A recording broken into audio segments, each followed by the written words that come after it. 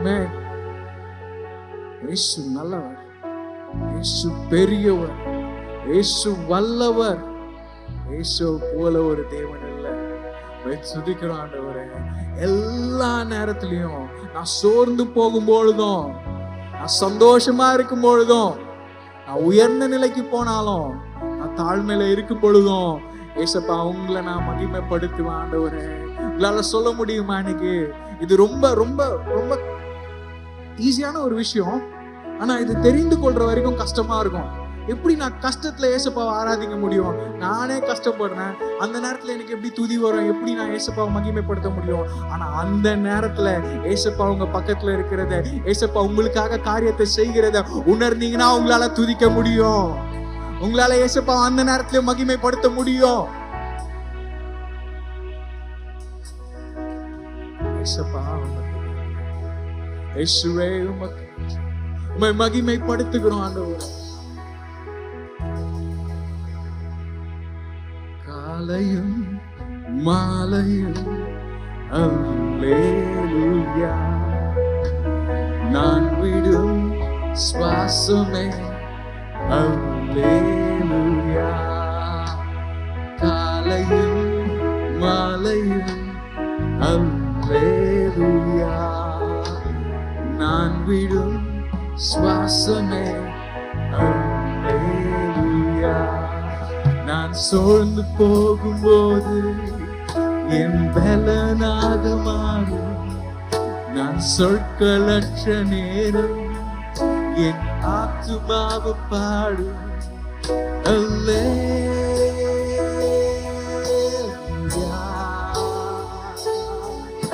அல்லேலூயா,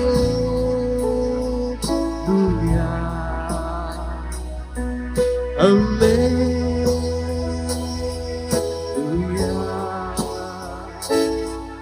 அல்லேலூயா. என் உயர்விலும் என் தாழ்விலும் என் ஆத்துமா பாடும் அல்லேலூயா,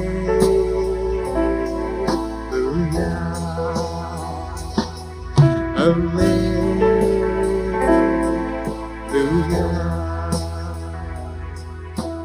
கண்மலை உச்சியில் அல்லேலூயா, ஆழியின் விளிம்பிலும் அல்லேலூயா.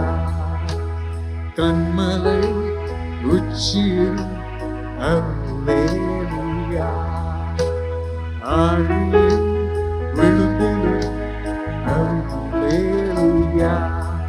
நான் உயர போகும்போது என் வெற்றி கீதமாகும். நான் தாழ நிற்கும் போது என்னை தேற்றும் கீதமாகும். அல்லேலூயா,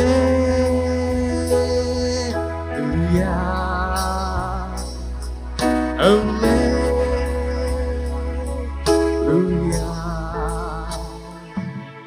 அல்லேலூயா,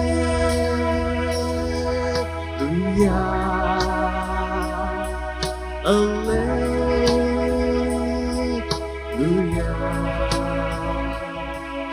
என் உயர்விலும் என் தாழ்விலும் என் ஆத்துமா பாடும் அல்லேலூயா,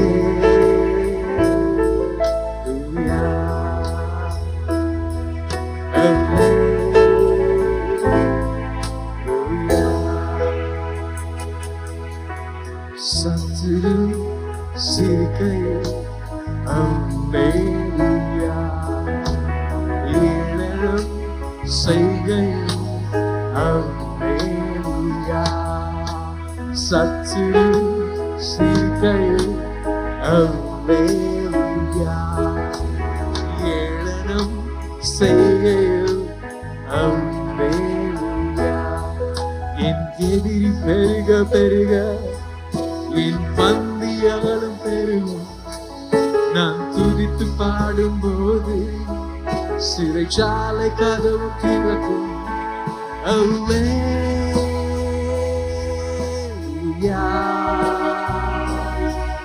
அல்லேலூயா,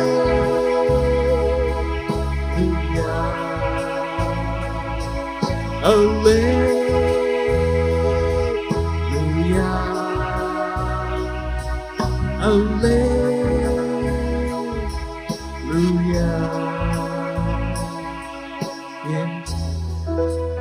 தாழ்விலும் என் ஆத்துமா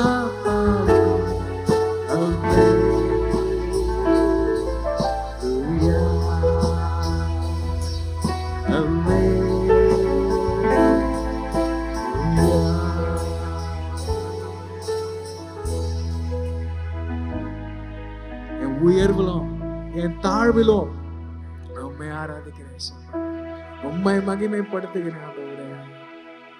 நான் உம்மை மகிமைப்படுத்துகிறேன் ஆண்டவரே. என் சூழ்நிலை எப்படி இருந்தாலும் நான் உம்மை மகிமைப்படுத்துறேன் ஏசப்பா. ஏன்னா நான் கீழே இருக்கிறேன் அப்படின்னா, ஒரு நேரத்துல நான் கீழே இருக்கிறேன்னா நான் கண்டிப்பா மேல போயிடுவேன் ஏசப்பா.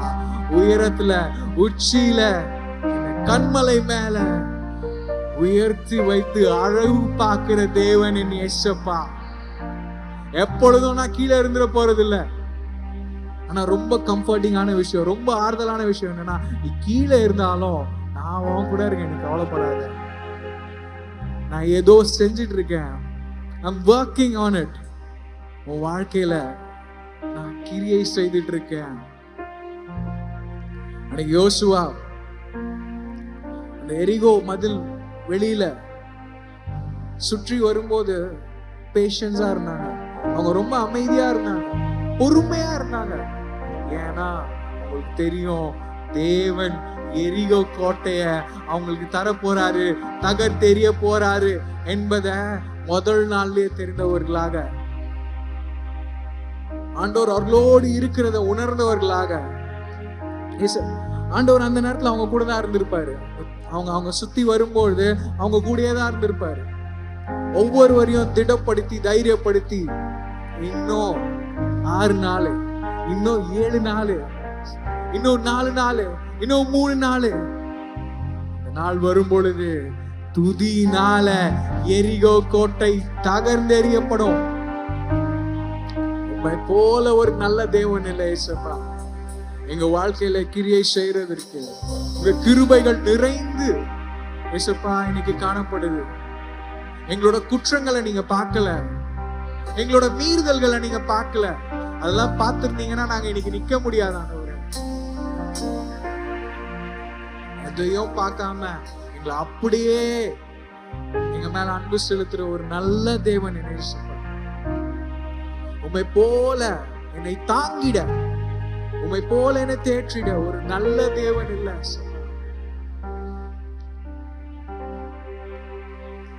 உம்மை போல நல்ல தேவன் யாரும் இல்லையே. உம்மை போல வல்ல தேவன் யாரும் இல்லையே. உம்மை போல நல்ல தேவன் யாரும் இல்லையே. உம்மை போல வல்ல தேவன் யாரும் இல்லையே. உம்மை போல என்னை தாங்கிட, உம்மை போல என்னை காத்திட, உம்மை போல என்னை தேற்றிட யாரும் இல்லையே. ஏசையா யாரும் இல்லையே. உம்மை போல என்னை தாங்கிட, உம்மை போல என்னை காத்திட, உம்மை போல என்னை தேற்றிட யாரும் இல்லையே. ஏசையா யாரும் இல்லையே. உம்மை நான் போற்றுகிறேன், வாழ்த்துகிறேன், வணங்குகிறேன் என் தெய்வமே. உம்மை நான் போற்றுகிறேன், வாழ்த்துகிறேன், வணங்குகிறேன் என் தெய்வமே, என் இயேசுவே, என் தெய்வமே, என் இயேசுவே, என் தெய்வமே, என் இயேசுவே. உம்மை போல நல்ல தெய்வன் யாரும் இல்லையே. உம்மை போல வல்ல தேவன் யாரும் இல்லையே. உம்மை போல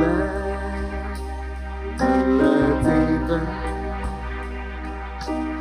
யாரும் இல்லையே. உம்மை போல வல்ல தேவன் யாரும் இல்லையே. உம்மை போல என்னை தாங்கிட, உம்மை போல என்னை காத்திட, உம்மை போல என்னை தேற்றிட யாரும் இல்லையே. இயேசையா யாரும் இல்லையே. உம்மை போல என்னை தாங்கிட, உம்மை போல என்னை காத்திட, உம்மை போல என்னை தேற்றிட யாரும் இல்லையே. இயேசையா யாரும் இல்லையே. உம்மை நான் போற்றுகிறேன், வாழ்த்துகிறேன், வணங்குகிறேன் என் தெய்வமே. உம்மை நான் போற்றுகிறேன், வாழ்த்துகிறேன்,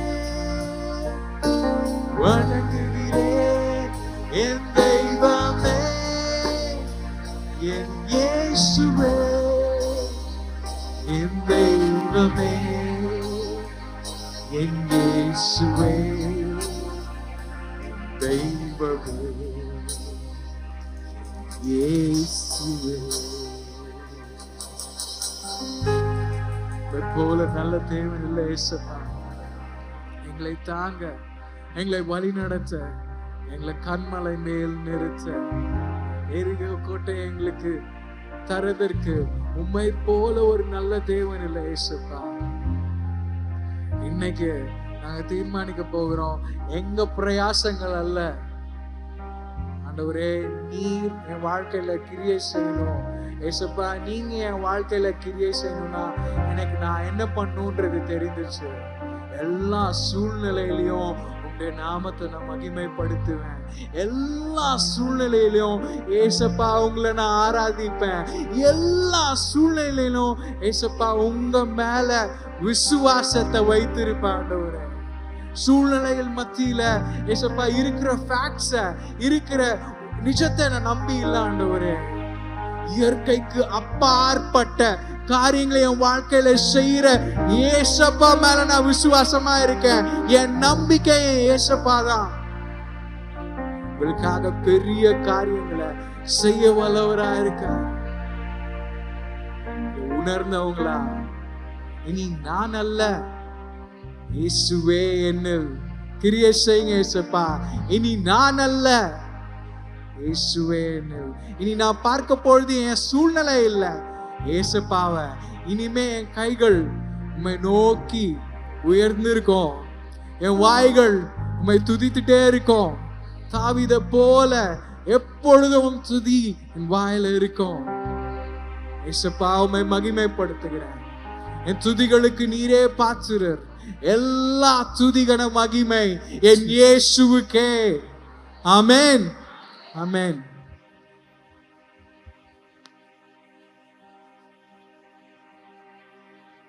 ஹல்லேலூயா.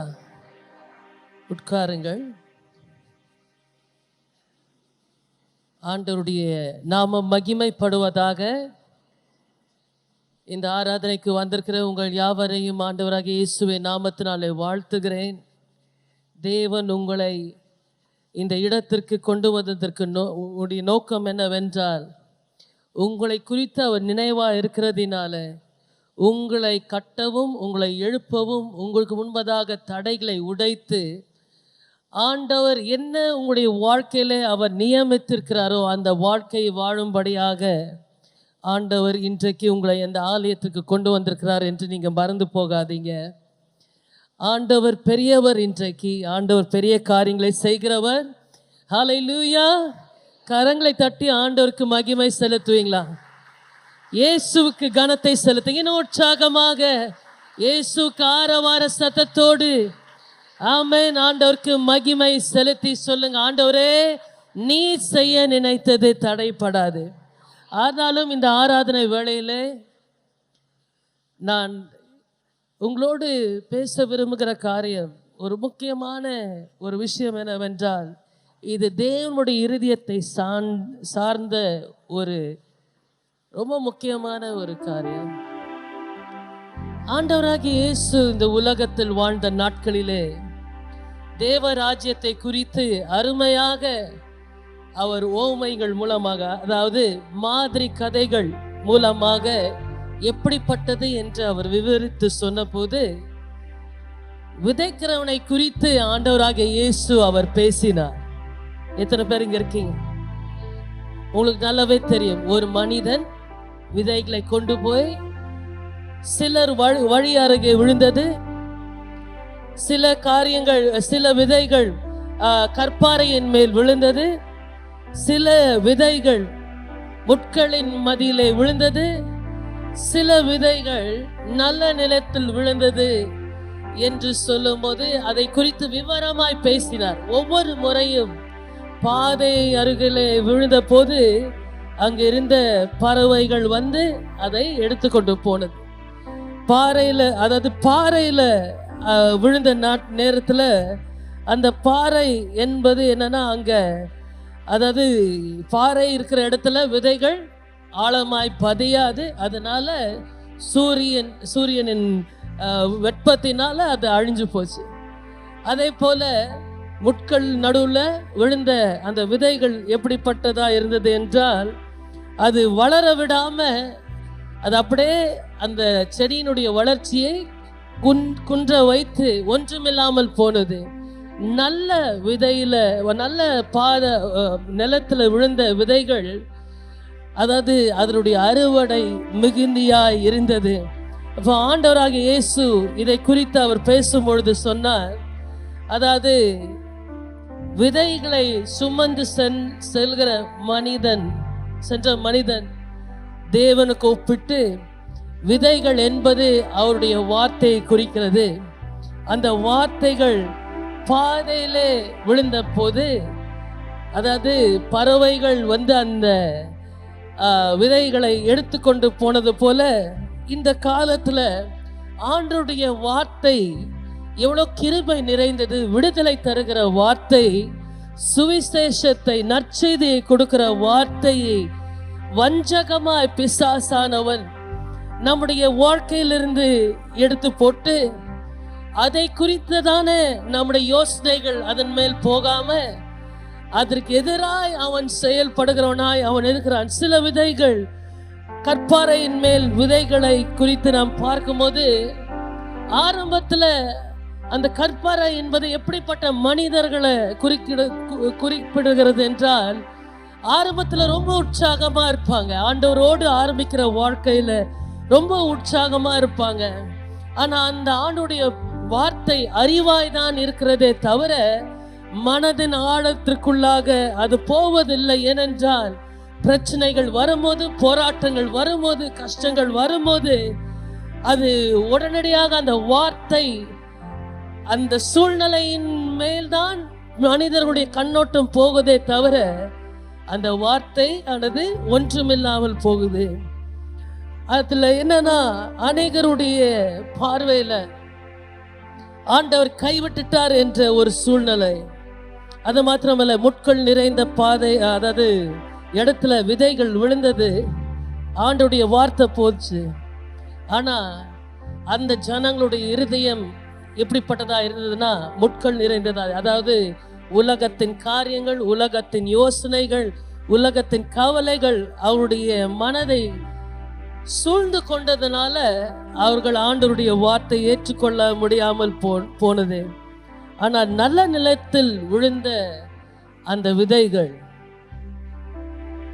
அவர்களுக்கு உயிரை தந்து அவர்களை பலப்படுத்தி அவர்களை வளர செய்தது.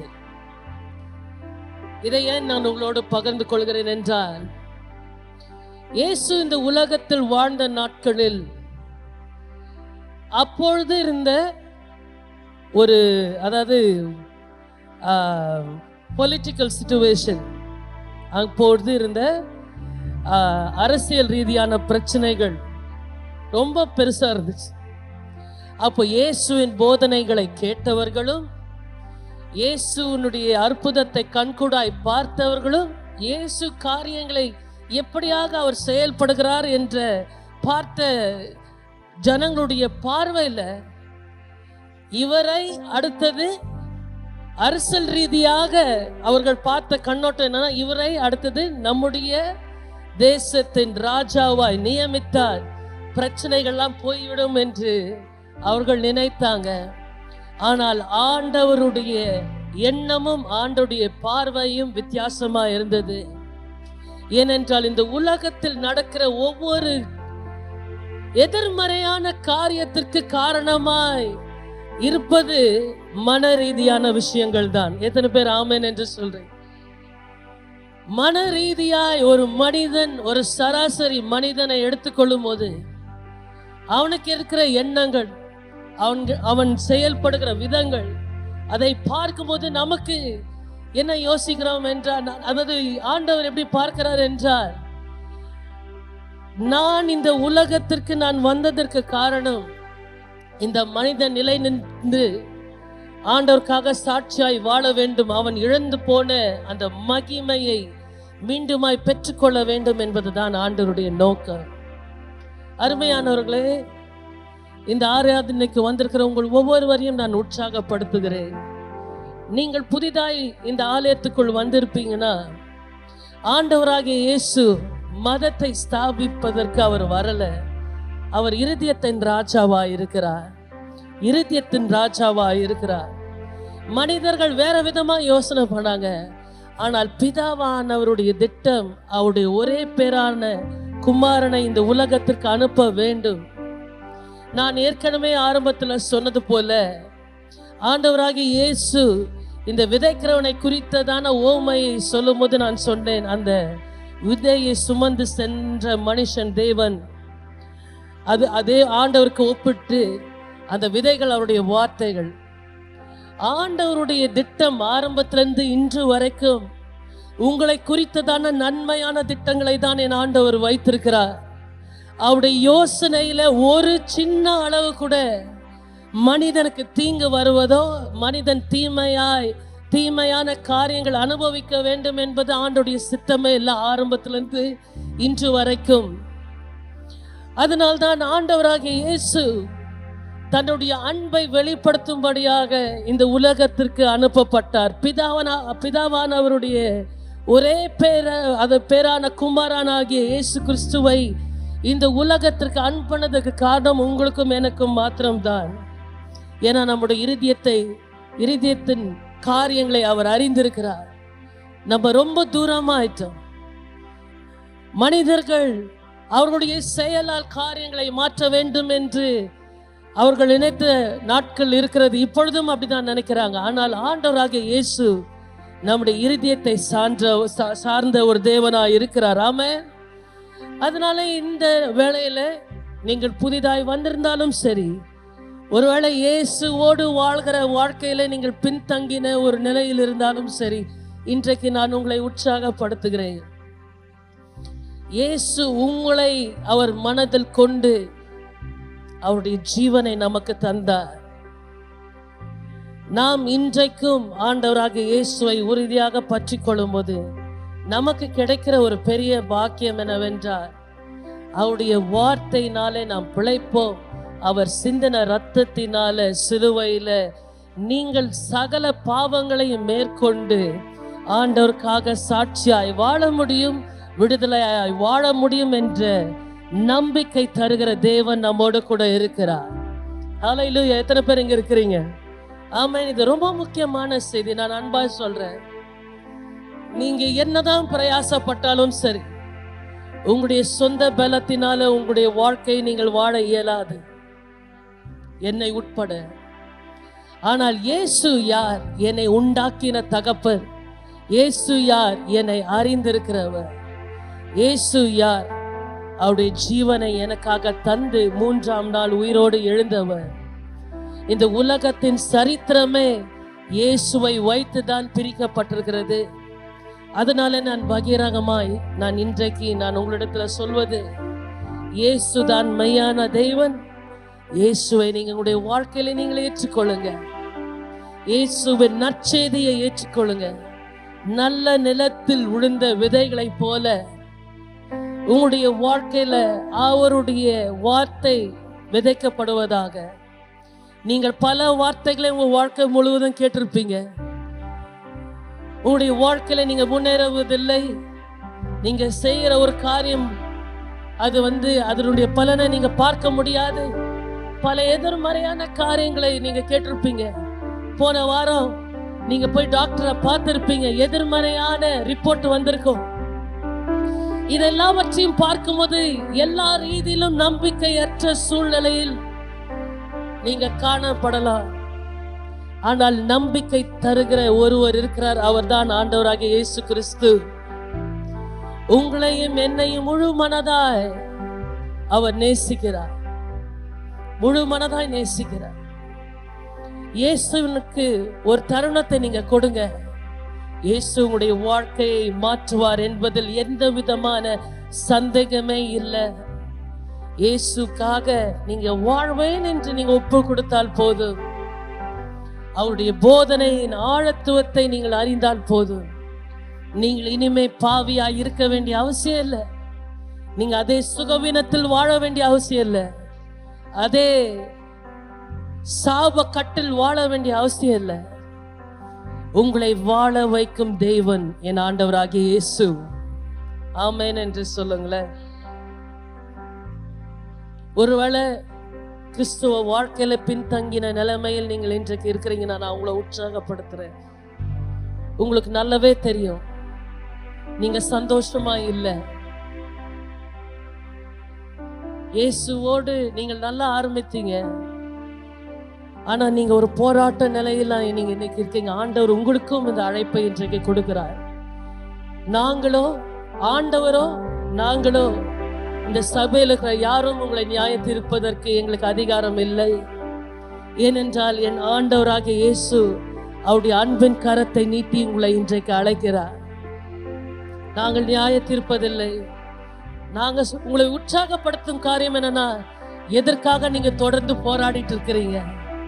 உங்களுக்கு தெரியும், நீங்க பல கேள்விகள் நீங்க கேட்கலாம். கடவுள் எங்க இருந்தாரு? ஏசப்பா எங்க இருந்தாரு? எனக்கு இதை செய்யலையே, அதை செய்யலையே, நான் இந்த தவறான காரியத்துல நான் விழுந்துட்டனே என்ற ஒரு மனத்தாங்கலோடு நீங்க இன்றைக்கு ஆண்டுடைய சமூகத்துல இருக்கலாம். ஆனால் அன்பானவர்களே, என் இயேசு எப்பொழுதுமே நல்லவராய் இருக்கிறார். உங்களுக்கு வேண்டிய பதில் அவரிடத்துலதான் இருக்கு. என்கிட்ட கூட கிடையாது, மற்றவங்களிடத்துல கூட கிடையாது. நீங்க 1000 பேர்கிட்ட போய் ஆலோசனை கேட்டாலும் கிடையாது. ஆனால் உங்களுக்கு ஜீவனை தந்து உங்களை வாழ வைக்கும் இயேசுவினிடத்தில் மாத்திரம்தான் இருக்கிறது. ஒரு பின்தங்கின ஒரு நிலையில் நீங்கள் இந்த வேளையில நீங்கள் காணப்பட்டால் நான் உங்களை உற்சாகப்படுத்துகிறேன். மீண்டுமாக என் ஆண்டவராகிய இயேசுவுக்கு உங்க வாழ்க்கையை கொடுங்க. என் இயேசு உங்களை வாழ வைக்கும் தேவன். நான் சொல்றேன், இன்றைக்கு ஒருவேளை புதிதாய் வந்து இயேசுவை குறித்து நீங்க பல காரியங்களை நீங்க கேட்டிருக்கலாம். ஆனால் இயேசுவுக்கு ஒரு தருணத்தை கொடுத்து பாருங்க. இன்றைக்கு உங்களுடைய வாழ்க்கையை என் ஆண்டவர் மாற்றுவார், அதுல சந்தேகமே கிடையாது. ஒரு நிமிடம் நாம் எல்லாரும் எழும்பி நிற்போமா? நான் இயேசுவிற்காக என்னுடைய வாழ்க்கையை நான் கொடுக்கிறேன், என் இயேசுவிற்காக நான் வாழ்வேன் என்று தீர்மானிக்கிற தேவ பிள்ளைகள் எல்லாருமே நாம் கண்களை மூடி நாம் காணப்படுவோம். இந்த வேளையிலே நான் உங்களுக்கு ஒரு தருணத்தை கொடுக்கிறேன். நீங்க யாரையும் பார்க்க வேண்டாம், நீங்க வெட்கப்படாதீங்க. ஏன்னா உங்களுக்காக அவமானப்பட்டார் என் இயேசு. உங்களுக்காக அவருடைய ரத்தத்தை என் ஆண்டவர் சிந்தினார். உங்களுக்காக அவர் சிலுவையில் அறையப்பட்டார். எல்லாவற்றையும் அவர் மேல் அவரை ஏற்றுக்கொண்டதுனால இன்றைக்கு நீங்க வெட்கப்பட தேவையில்லை, நீங்க அவமானத்தில் இருக்க தேவையில்லை, நீங்க அதே கஷ்டத்துல இருக்க தேவையில்லை. இன்றைக்கு இயேசுவினிடத்துல என் வாழ்க்கையை நான் கொடுக்கிறேன் என்று வாஞ்சிக்கிற தேவ பிள்ளைகள், இல்லை என்றால் மீண்டுமாய் நான் இயேசுவோடு நான் என் வாழ்க்கையை தொடர விரும்புகிறேன், நான் பின்மாற்றத்தில் இருந்தேன் என்று சொல்கிறவங்க யாரும் கண்களை நீங்க திறக்க வேண்டாம், கண்களை மூடுங்க. இந்த வேளையில நீங்க வேகமா முன்பதாக நீங்க வரும்படியா நான் அன்பாய் கேட்டுக்கொள்கிறேன். வெட்கப்படாதீங்க, தைரியமா வாங்க. ஆண்டவர் இன்றைக்கு உங்களுடைய வாழ்க்கையை அவர் மேன்மைப்படுத்துவார். இயேசு உங்களை நேசிக்கிறதுனால நீங்க வெட்கப்பட்டு போவதில்லை. வேகமாய் நீங்க சீக்கிரமா வாங்க, வேகமா நீங்க சீக்கிரமா வாங்க. எத்துன்ப நேரத்திலும் ஆறுதல் உனக்களிப்பார், எத்துன்ப நேரத்திலும் ஆறுதல் உனக்களிப்பார் என்று உணர்ந்து நீ இயேசுவை நோக்கினார், எல்லையில்லா இன்பம் பெற்றிடுவாய். இயேசு அழைக்கிறார், இயேசு அழைக்கிறார். ஆவலாய் உன்னை தம் கரங்கள் நீட்டி இயேசு அழைக்கிறார். ஆவலாய் தம் கரங்கள் நீட்டி இயேசு அழைக்கிறார். நீங்கள் வெட்கப்பட்டு இந்த வழியில நின்றாலும் பரவாயில்ல, பிரச்சனை இல்லை. நீங்க இருக்கிற இடங்களிலே இந்த ஜெபத்தை நீங்க செய்ய. ஆண்டவராக இயேசு உங்களை கண்ணோக்கி பார்க்கிறார், உங்களை அவர் ரட்சிக்கிறார். பிசாசனுடைய நோக்கம் நீங்கள் நன்றாய் இருக்கக்கூடாது என்பது. ஆனால் ஆண்டவர் உங்களுக்கு நித்திய ஜீவனை தந்து ஒரு புதிய ஆரம்பத்தை உடைய வாழ்க்கையை கொடுத்து உங்களை வாழ வைக்கும் தேவன் அவர். இந்த வேளையில 2 கரங்களை உயர்த்தி இந்த ஜெபத்தை என்னோட செய்ய. அன்புள்ள இயேசுவே, நீரே உண்மையுள்ள தேவன் என்று அறிக்கை செய்கிறேன். இன்று முதல் நான் உம்முடைய பிள்ளை, நீர் என்னுடைய தேவன், நீர் என்னை அளவில்லாமல் நேசிக்கிறீர் என்பதை நான் விசுவாசிக்கிறேன். உமக்காக நான் வாழ்வேன். உம்முடைய மகிமை என்னுடைய வாழ்க்கையிலே வெளிப்படும் என்பதை விசுவாசிக்கிறேன். இயேசுவின் நாமத்தினால ஆமென். கரங்களை தட்டி ஆண்டவராக இயேசுவுக்கு நன்றி செலுத்து. உட்காருங்கள், ஆண்டவர் உங்களை ஆசீர்வதிப்பாராக. அல்லேலூயா. நம்ம ஆண்டவர் இயேசு நம்மை அதிகமாய் நேசிக்கிறார். அவர் ரொம்ப அதிகமாக நேசிக்கிறது பாவிகளை தான். அதுக்காக நம்மளாம் போய் பாவம் செய்யலாமா என்ன? பைபிளில் சொல்லியிருக்குது, மனம் திரும்ப வேண்டாத 99 நீதிமான்களை விட இந்த சர்ச்சுக்கு வர ஒரு ஆத்மா மனம் திரும்பணும்னு தான் இயேசுநாதரும் விரும்புகிறார். சர்ச்சு போதகர் நாங்களும் விரும்புகிறோம். ஆகவே ஆண்டவர் இயேசுவின் சுவிசேஷம், ஆண்டவர் இயேசுவை ஏற்றுக்கொள்கிற அழைப்பு ஒவ்வொரு ஆராதனையும் கொடுக்கப்படும். அது ஏற்கனவே நீங்கள் ரசிக்கப்பட்டவங்க திரும்பியும் ஒப்பு கொடுத்தாலும் தப்பு கிடையாது. எத்தனை முறையும் ஒப்பு கொடுக்கலாம், ஒழுங்காக வாழ்கிற வரைக்கும். ஆகவே ஆண்டவர் நம்மை ஆசீர்வதிப்பாராக. இந்த காலை வேளையில் உங்கள் எல்லாரையும் பார்ப்பது சந்தோஷமாக இருக்குது. எத்தனை பேர் சந்தோஷமாக இருக்கிறீங்க? பயங்கரமான புகை நடுவில் நடந்து வந்துட்டு இருக்கிறீங்களா எல்லாரும்? எல்லாம் பழசெல்லாம் போயிடுச்சுன்னா நல்லா புதுசாகிடும்னு நினச்சி டம்மு டம்மு டம்முன்னு தட்டி என்னென்னோ பண்ணுறாங்க. பழசு கூட தான் இருக்கும். வெளியே இருக்கிற பழசு வேணாம் போகலாம், உள்ளே இருக்கிற பழசு போகாது. உள்ளே இருக்கிற பழசு போனோன்னா இங்கே தான் வரணும். பலிபீடத்தில் செப்பனிட வேண்டும். அங்கே தான் இருக்கு உண்மையான ரட்சிப்பு, உண்மையான மனம் திரும்புதல், உண்மையான பழைய மனிதன் நீங்குதல் என்ற ஆசீர்வாதம் தேவன் நம்முடைய சமூகத்தில் வைத்திருக்கிறார். இன்றைக்கு வந்திருக்கிற உங்க ஒவ்வொரு பேருக்கும் ஆண்டவர் தந்து உங்களை ஆசீர்வதிப்பாராக. Praise the lord. ஹல்லேலூயா. நம்முடைய வாழ்க்கையில் ரொம்ப முக்கியமானது மகிழ்ச்சி, சந்தோஷம்.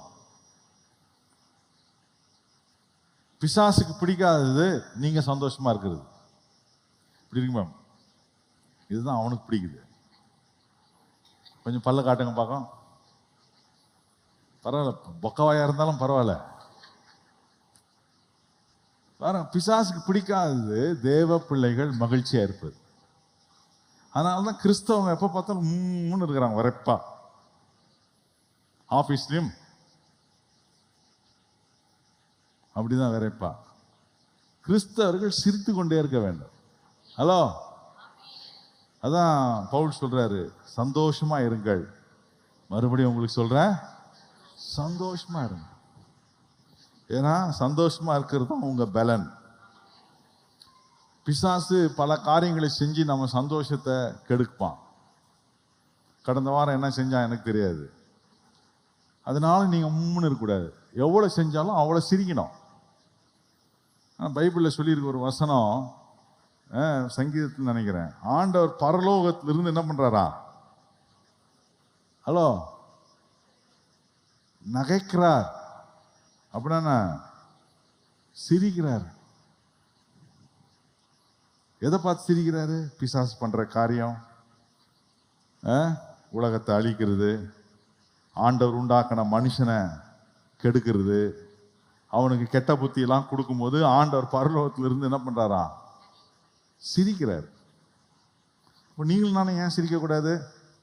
ஹலோ, நீங்க பைபிளில் போட்டிருக்கா சிரிக்கக்கூடாது, நீங்க எல்லாரும் உம்முன்னு இருக்கணும், தேவ பிரசனம் வந்துருச்சு அதனால யாருமே சிரிக்கக்கூடாதுன்னு போட்டிருக்காங்கன்னா பைபிளில்?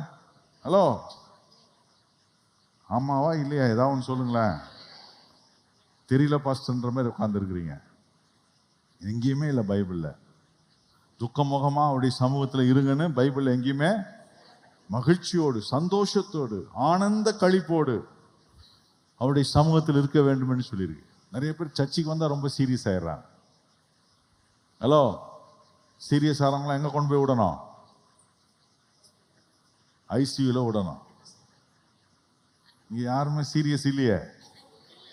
நான் சீரியஸ் இல்லை, நல்லா பல காட்டிட்டு சொல்லு, நான் சீரியஸ் இல்லை, ஏசப்பாக்குள்ள சந்தோஷமா இருக்கிறேன். பிசாசு எவ்வளோ பிரச்சனை உண்டாக்குனாலும் அவ்வளோக்கு அதிகமாக சிரிக்கணும், சந்தோஷப்படணும். அவனுக்கு குழம்பி போயிடுவான் பிசாசு. பிசாசு என்ன ஆயிடுவான்? குழம்பிடுவான். என்னடா நடக்குது, நம்ம என்னென்னவோ செய்யறோம், இவனை சிரிச்சுக்கிட்டே இருக்கிறானே. ஏன்னா அதுதான் என்னுடைய பலன். கர்த்தருக்குள் மகிழ்ச்சியா இருப்பதே உங்க பலன். யாரெல்லாம் சிரிக்கிறாங்களோ அவங்க தான் அந்த பலனை பெறுவாங்க. என்னதான் ஒரு ஸ்மைலிங்கா, அந்த சந்தோஷம் ஆண்டவர்கிட்ட வருது, ஏசப்பாவை நினைச்சு வருது. என்ன நடந்துச்சு அதை வச்சு நான் துக்கமா இருக்கிறது பிசாசுக்கு விருப்பம். ஆனா ஏசப்பாவை நினைச்சு நான் சந்தோஷமா இருக்கிறது அவருக்கு விருப்பம். யாருடைய விருப்பத்தை நிறைவேற்ற போகிறோம்? ஹலோ, ஏசப்பா விருப்பத்தை நிறைவேற்றன்றோம். நல்லா கொஞ்சம் சிரிச்சுக்கிட்டு ஒரு அலையிலையா சொல்லுங்க, அல்லேலூயா. ஆனாலும் கொஞ்சம் சீரியஸா இருக்கிறாங்க. ஆம்புலன்ஸை வர வச்சிருவோம் வாசல்ல. ஆராதனை முடிகிறதுக்குள்ள என்ன ஆகும்னு தெரியலையே அப்படின்ற நிலையில சிலர்லாம் அசர மாட்டோம் அப்படின்னு இருக்கிறாங்க. ஓகே, ஆண்டவர் உங்களை ஆசீர்வதிப்பார். மகிழ்ச்சியா இருக்கிற அனுபவத்தை கற்றுக்கொள்ளுங்க.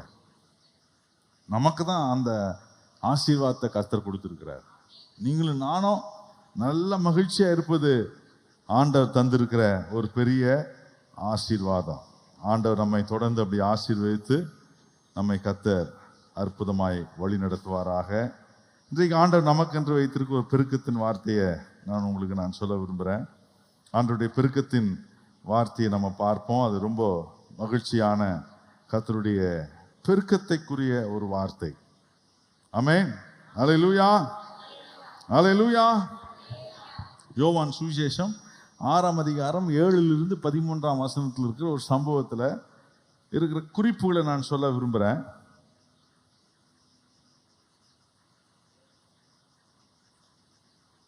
அது என்ன அப்படின்னு பார்த்தீங்கன்னா, அங்கே ஒரு பையன் இருந்தான். அந்த பையன்கிட்ட 5 அப்பம் 2 மீன் இருந்துச்சு. இயேசுநாதர் சொன்னார், எப்பா எல்லாருக்கும் சாப்பாடு போடணும்னார். இது வரைக்கும் இயேசுநாதரோட அந்த சீஷர்கள் சாப்பாடு போடுற இடத்துக்கு அவரோட போய் சாப்பிட்டு தான் பழக்கம். முதல் முறையாக இயேசுநாதர் சொல்ற சாப்பாடு போடுங்கன்றார். உடனே அவங்க இருக்கிற கஜானாவை திறந்து பார்க்குறாங்க, யூதாஸை பார்க்குறாங்க. ஏன்னா ட்ரெஷரர், பொருளாளர் யாரு? யூதாஸ். யூதாஸ் பார்த்து சொல்றாரு, 500 பேர் கூட போட காசு கையில் இல்லைன்றார். தங்ககிட்ட இருக்கிறத வச்சு என்ன செய்யலான்னு சீஷர்கள் யோசிக்கிறாங்க. அப்புறம் சொல்றாங்க, ஆண்டவரே பத்தாது, ஆண்டவரே போதாது, பணம் போதாது அப்படின்ற. ஆனா அங்க ஒரு காரியம் இருக்கு பாருங்க. டிசர்ன்மெண்ட் அப்படின்னா பகுத்தறிவுன்னு சொல்ல முடியாது, அத ஒரு வெளிப்பாடுன்னு சொல்லலாம். கிறிஸ்தவ வார்த்தையில் அந்த வார்த்தையை மொழிபெயர்க்கணும்னா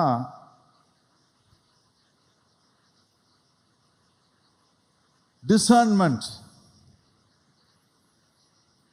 அறிவை உணர்வது. அந்த அறிவை உணர்வது என்பது பாருங்க, எனக்கு என்ன செய்யணுன்ற அறிவும் வருது, அதோட கூட அதை எப்படி செய்யணுன்ற வழிமுறையும் எனக்கு தெரியுது. சொல்றது புரியுதா? நிறைய பேருக்கு என்ன தெரியும்னா, அறிவு வரும், ஆனால் அதை எப்படி செயல்படுத்தணுன்ற அந்த தெளிவு வராது. ஏன்னா இந்த டிசர்ன்மெண்ட், அறிவை உணர்த்தும் இந்த ஒரு காரியம் ஆவிக்குரிய ஒரு கிருபை. எல்லாருக்கும் டிசர்ன்மெண்ட் இருக்குமான்னு தெரியல. ஒரு நபரை பார்த்த உடனே அவரிடத்தில் எப்படி செயல்படணும், அவர் யாரு, அவருக்கு எப்படி காரியங்களை சொல்லணும் அப்படின்றத அறிந்து கொள்வது, அறிவை உணர்த்தி காரியங்களை செய்யக்கூடிய ஒரு ஆற்றல். இங்கே அந்த டிசர்ன்மெண்ட், அந்த அறிவை உணர்த்தி காரியங்களை அறிந்து செயல்படக்கூடிய ஒரு கிருபை அந்திரேயாவுக்கு கிடைச்சிச்சு. பையன் இருக்கிறத மட்டும் கண்டுபிடிக்கல, பையன்கிட்ட என்ன இருக்குதுன்றதையும் கண்டுபிடிச்சிட்டார். இயேசுநாட்டை கொண்டு வரார். பாருங்க, ஆண்டவர் செய்ய வேண்டிய அதிசயம், பெருக்கத்துக்குரிய அதிசயத்துக்குரிய விதையை கண்டுபிடித்து விட்டாச்சு. அது இயேசுநாட்டை கொண்டு போய் கொடுத்தாச்சு. ஒரு குறிப்பிட்ட சீஷர்கள், இது பத்துமா பத்தாத ஆண்டவரே, 1 வருஷம் சம்பளம் இருந்தாலும் பத்தாது, நம்ம இன்னும் எவ்வளோ ஃபண்ட் ரைஸ் பண்ணாலும் பண்ண முடியாது அப்படின்னு பேசிக்கிட்டு இருக்கிறாங்க. மறுபக்கத்தில் ஒரு சீஷன் அதை அறிந்து உணர்ந்து காரியங்களை செயல்படுத்தி கொண்டிருக்கிறான். இவங்க இந்த நேரத்தில் பேசிக்கிட்டு இருக்கிற அந்த நேரத்திலேயே இதோ ஒரு சிறு பையன் 5 அப்பமும் 2 மீன்களும் வைத்திருக்கிறான், இதோ இங்கே இருக்கிறான், போய் கூட்டிட்டு வரலான்னு சொல்லலை, கூட்டிட்டே வந்துட்டான். கவனிக்கிறீங்களா? ஒரு அலையிலையா சொல்லுங்களேன். கண்டுபிடிக்கிறது மட்டும் இல்ல, கண்டுபிடிச்ச பையனை கையோட கூட்டிட்டே வந்துட்டான். இயேசுநாட்டை காட்டின உடனே, ஆனாலும் இது போதுமா தெரியலையா ஆண்டவரே. இயேசுநாதர் அதை கேட்ட உடனே இது போதுமானது அப்படின்னு அதை வாங்கி அதை ஸ்தோத்திரம் பண்ணி மத்தேயு 14ஆம் அதிகாரத்தில் சொல்லப்பட்டிருக்கிறது. அதை வானத்தில் அனாந்து பார்த்து தன் கைகளில் ஏந்தி ஆண்டவருக்கு நன்றி செலுத்தி ஸ்தோத்திரம் பண்ணி அதை கொடுத்தார். பாருங்க, நம்ம அநேக நேரம் நம்மிடத்தில் இருக்கிற விதையை அறிந்து தேவனிடத்தில் கொண்டு வருகிற இந்த டிசர்ன்மெண்ட் நமக்கு தேவை. நிறைய நேரத்தில் நமக்கு அது இருக்கிறது இல்லை. அந்தரியாவை போல நம்ம கையில கர்த்தர் கொடுக்கிற விதையை சில நேரத்தில் ஆண்டவர் மறைச்சு தான் வைக்கிறார். எல்லாருக்கும் தென்படாது. கவனிக்கிறீங்களா? எத்தனை பேர் நான் சொல்றது உங்களுக்கு புரியுது? பாஸ்டர் ஏதோ சொல்றீங்க, சொல்லிட்டு போங்க அப்படின்னு இருக்கீங்களா? இல்லை, இது நல்லா உங்க மனசுக்குள்ள போனோம் பாருங்க. நீ கர்த்தருக்கு கொடுக்க வேண்டிய அந்த விதையை ஆண்டவர் வெளிப்படையாக வைக்கவில்லை, அதையும் மறைச்சு தான் வைக்கிறார். அந்த விதையில தான் ஆண்டவர் பெரிய அறுவடையை தந்திருக்கிறார். அந்த அறுவடையும் மறைத்து தான் வைத்திருக்கிறார். எல்லாருக்கும் அறுவடை கிடையாது. அன்னைக்கு எல்லாரும் திருப்தி ஆனாங்க. அங்க வசனம் சொல்றதுக்கு மீதியான அப்படின்னு போட்டிருக்கு. மீதியானா அவங்கவுங்க கடிச்சு கீழே துப்பி போட்டது கிடையாது. நீங்க நினைச்சிடக்கூடாது எல்லாரும் சாப்பிட்டு பாதி பாதி அப்பத்தை கீழே போட்டாங்க, அதை பொறுக்கிட்டு வர சொன்னாரு. ஒரு நாள் ஏசுனா அப்படி பொறுக்கிட்டு வர சொன்ன. நீங்க செய்வீங்களா? நம்ம செய்ய மாட்டோம். நம்ம கையை தவறி ஒரு சாப்பிட்ற பொருள் கீழே விழுந்துச்சுன்னா கடைக்காரர் பார்த்தாருன்னா சொல்றாரு, விட்டுருங்க சார், நான் இன்னொன்று தரேன்றாரு. ஒரு கடைக்காரனே தான் பொருள் கையில வாங்கி என் கையில இருந்து தவறி விழுந்துட்டா அதை எடுத்து தொடச்சி சாப்பிடுங்கன்னு சொல்றது இல்லை. அப்படி யாராவது செய்யறாங்களா? நம்ம அப்படி பார்த்தோம், பரிதாபமா பார்த்தோம் வச்சுங்க, என்ன சொல்லுவாங்க? விட்டுருங்க, நான் இன்னொன்று தரேன், நஷ்டமானாலும் பரவாயில்ல, கீழே விழுந்துருச்சு என்ன பண்றது? இயேசுநாதர் ஒரு நாளும் மீதியான துணிக்குன்னு நீங்க நினைச்சிடக்கூடாது. அவன் கடிச்சு போட்டதை பிச்சு போட்டதை எல்லாம் சேர்த்தாரு, இல்லவே இல்லை. அறுவடையும் மறைக்கப்பட்டிருந்தது. இந்த சீஷர்களுக்கு என்ன தெரியல? 12 கூடையின் மிகுதி அங்கே இருக்கிறது என்பது மறைத்து வைக்கப்பட்டிருந்தது. கைகளை வைத்து அல்லேலூயா சொல்லுங்க. கர்த்தரிடத்தில் கொண்டு வர வேண்டிய விதையும் மறைக்கப்பட்டிருந்தது, அந்த விதையினால் வர வேண்டிய அறுவடையும் மறைக்கப்பட்டிருந்தது. இயேசுநாதர் அதை வெளிப்படுத்தின பிற்பாடுதான் அவனால் எடுக்க முடிஞ்சு. கவனிக்கிறீங்களா? எத்தனை பேர் நான் சொல்றது தெரியுது? உங்க வாழ்க்கையில ஆண்டவர் கர்த்தருக்கு என்று கொடுக்கிற உன்னுடைய காணிக்கைகள், உன்னுடைய தசம பாகங்கள், உன்னுடைய விதைய சில நேரத்தில் ஆண்டவர் மறைச்சு தான் வைக்கிறார். நீ கர்த்தருக்கு என்று கொடுக்க வேண்டிய உன்னுடைய காணிக்கைகள் அது மறைந்து இருக்கிறது. அது இயேசுநாதர்ட்ட வரணும். அது வரும்போது தான் மறைந்திருக்கும் அறுவடை உன்னுடைய கைகளில் வந்து சேரும். நிச்சயம் அந்த 12 கூட மீதி வந்த அப்பங்களும் மீன்களும் சீஷர்களுக்கு கிடையாது. 12 சீஷர்கள் எடுத்து போறது கிடையாது. எதையுமே சாப்பிடாம முதலாவது இயேசுநாதர் கையில் ஒப்பு கொடுத்தான் பாருங்க, அவன் கையில போய் சேர்றது தான். ஏன்னா அதை பெற்றுக்கொள்ளக்கூடிய ஒரு பகுத்தறிவோ அல்லது டிசர்ன்மெண்ட், அறிவும் அதை செயல்படுத்தும் ஆற்றலும், நாலேஜ் அண்ட் ஃபைண்டிங் அவுட் எ வே, அறிவும் அதை செயல்படுத்தும் வழியையும், அதுதான் ஆண்டவர் நமக்கு கொடுத்திருக்கிற ஒரு டிசர்ன்மெண்ட். உள்ளான அறிவு, அறிவை உணர்த்துகிற தேவ ஆவியானவர் நமக்குள்ள இருக்கிறார். நமக்குள்ள ஆண்டவர் அந்த விதையை கண்டுபிடிக்க வச்சு அந்த விதையை கர்த்தருக்கென்று நம்ம கொடுக்கும்போது அதுல ஒரு பெரிய அறுவடை கர்த்தர் மறைத்து வைத்திருக்கிறார். அவர் அதை நமக்கு வெளிப்படுத்த சித்தமா இருக்கிறார். கைகளை வைத்து அல்லேலூயா சொல்லுங்களேன். அல்லேலூயா. யாரெல்லாம் இந்த அறிவை பயன்படுத்தவில்லையோ, உள்ளார்ந்த அறிவை, இதை பரிசுத்த ஆவியானவர் கொடுக்கிற இந்த அறிவை பயன்படுத்தலையோ அறுவடையை பார்க்க முடியாது. அதான் நிறைய பேர் நான் கொடுக்குறேன் ஒன்றும் ஆசீர்வாதமா இல்லையே அப்படின்னு நீங்க யோசிக்கிறீங்க பார்த்தீங்களா? அது காரணம் என்ன அப்படின்னா, அது உங்களுக்கு மறைத்து வைக்கப்பட்டிருக்கிறது. அது அவர் தான் வெளிப்படுத்துவார். அப்போ அந்த விதையும் மறைக்கிறவர் அவர் தான். உனக்கு கிடைக்க வேண்டிய அந்த மிகுதியான அறுவடையும் மறைத்திருக்கிறது அவருடைய சித்தமா இருக்கிறது. அப்போ அதை தெரிந்து கொள்ளக்கூடிய அந்த கிருபையில் நீங்களும் நானும் இருப்போமானால் நிச்சயம் ஆண்டவர் நம்முடைய தேவைகள் எல்லாவற்றையும் சந்தித்து நிறைவாக்க வல்லவராக இருக்கிறார். கைகளை வைத்து அல்லேலூயா சொல்லுங்களேன். அல்லேலூயா.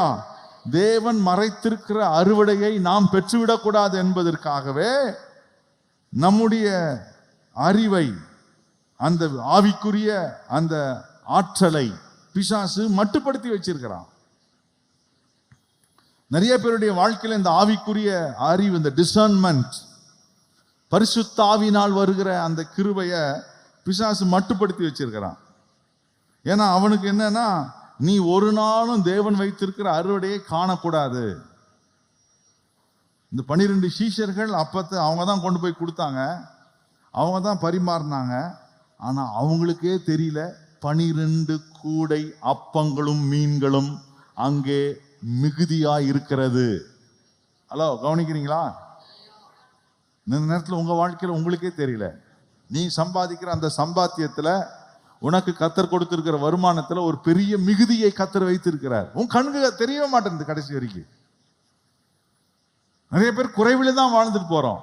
ஏன் அப்படின்னா, அதை வெளிப்படுத்த வேண்டிய இயேசு அவருடைய வார்த்தையினால் வெளிப்படுத்தும் வரைக்கும் அது மறைந்து இருந்தது.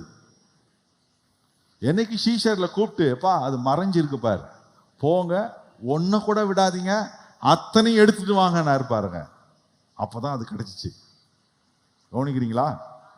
எத்தனை பேர் நான் சொல்றதை கவனிச்சுட்டு இருக்கிறீங்க? உங்களுடைய அறுவடை மறைந்து இருக்கிறது. நீங்க ஆண்டவர் அவருடைய வார்த்தையை கொடுத்துட்டு இருக்கிறார். எதுக்கு? அதை கண்டுபிடிச்சு உன் வாழ்க்கை நிறைவாடுறதுக்கு.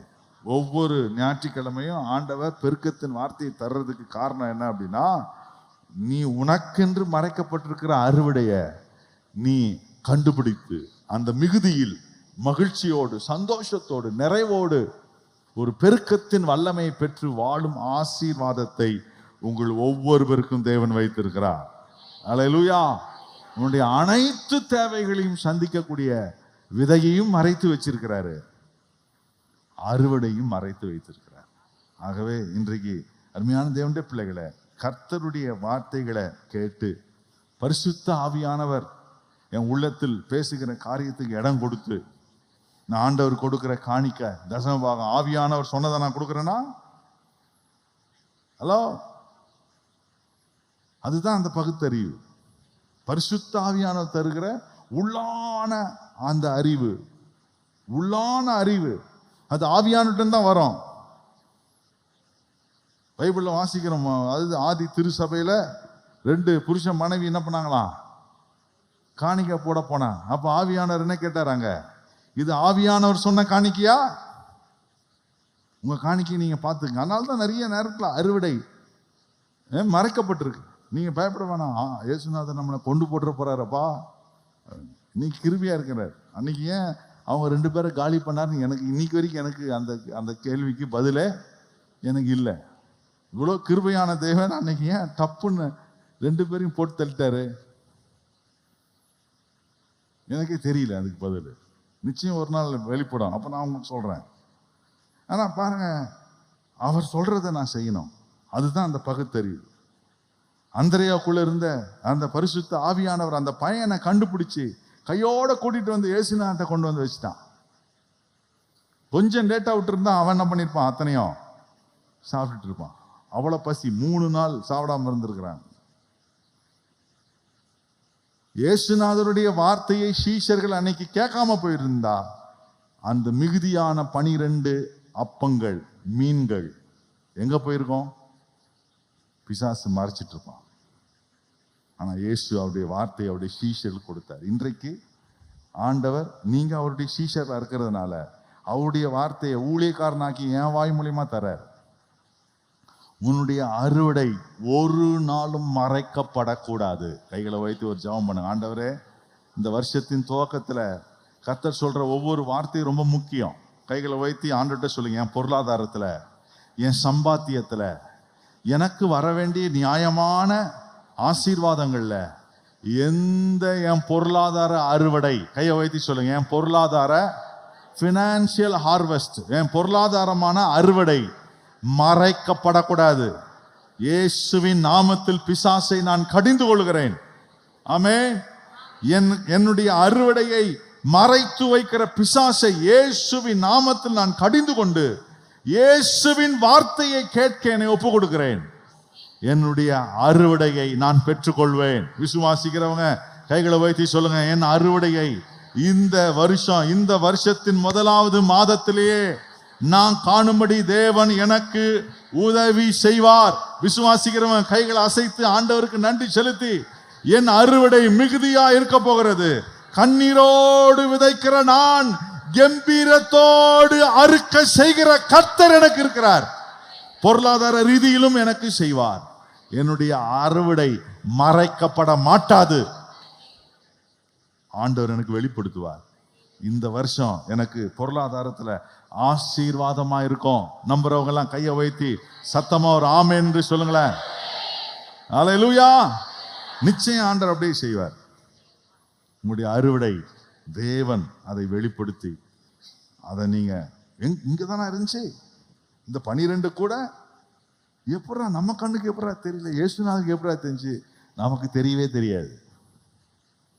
நீ வாங்குற அவ்வளவு சொற்பமான வருமானத்திலே ஒரு பெரிய மிகுதியை அவரை மறைத்து வச்சிருக்கிறார்.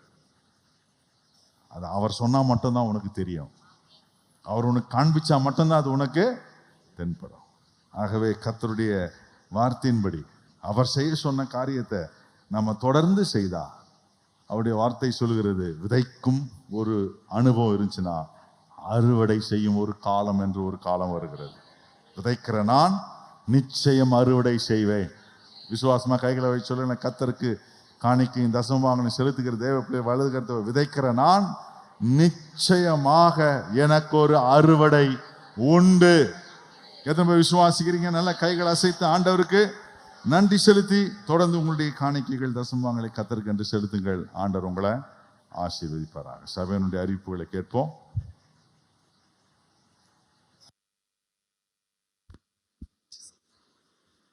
அல்லேலூயா, அல்லேலூயா. ஆண்டவராகிய இயேசு கிறிஸ்து நாமத்தினாலே ஒவ்வொருக்கும் அன்பின் வாழ்த்துதல் தெரிவித்துக் கொள்கிறேன்.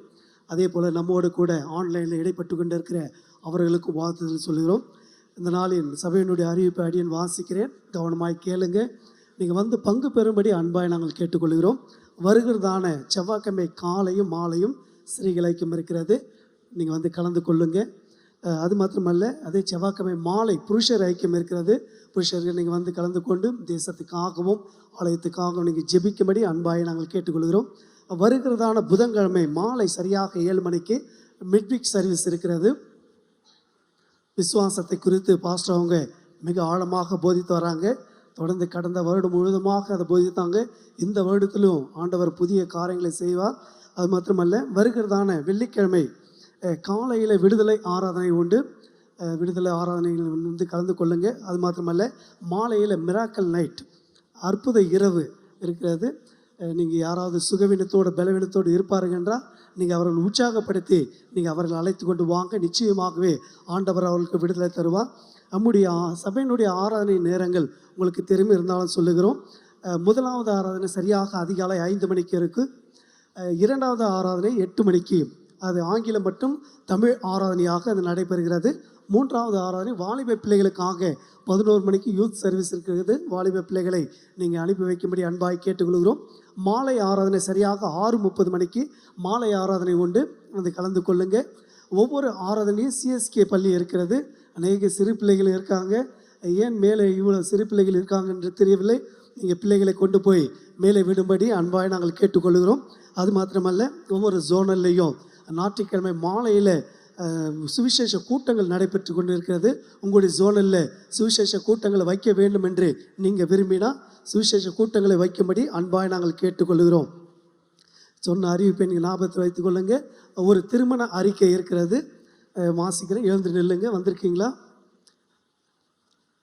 கர்த்தருக்கு சித்தமானால் நம்முடைய கல்வாரி ஏஜி சபையை சார்ந்த நம்பர் 123 சாமியார் தோட்டம், ஆலந்தூர் ரோட், சைதாப்பேட்டை, சென்னை 15 வசிக்கிறதான திரு புகழேந்தி திருமதி சுகந்தி இவருடைய மகள் நந்தினி என்கின்ற பியூலாவுக்கும், எழுப்புதல் ஊழியங்கள் நம்பர் 49 பட்டாபிராம் அடுத்த ஆயில் சேர், சென்னை, திரு ராஜேந்திரன் திருமதி மங்கலட்சுமி சுதாகர் என்கின்ற கிப்சன் இவர்களுக்கு திருமணம் செய்ய பெரியோர்களால் நிச்சயிக்கப்பட்டிருக்கிறது. இது இவர்களுக்கு 3ஆம் திருமண அறிக்கை. இவர்கள் திருமணத்தில் இணைக்கக்கூடாதபடிக்கு ஏதாவது நியாயமான காரணங்கள் இருக்கும் என்றால் நம்முடைய சபை போதகருக்கு நீங்கள் எழுத்து மூலியமாக தெரிவிக்கும்படி அன்பாய் கேட்டுக்கொள்கிறோம். தொடர்ந்து திருமணத்துக்காக ஜெபித்துக் கொள்ளுங்க. ஆண்டவர் தாமே இங்கே ஒவ்வொருவரையும் ஆசீர்வதிப்பாராக.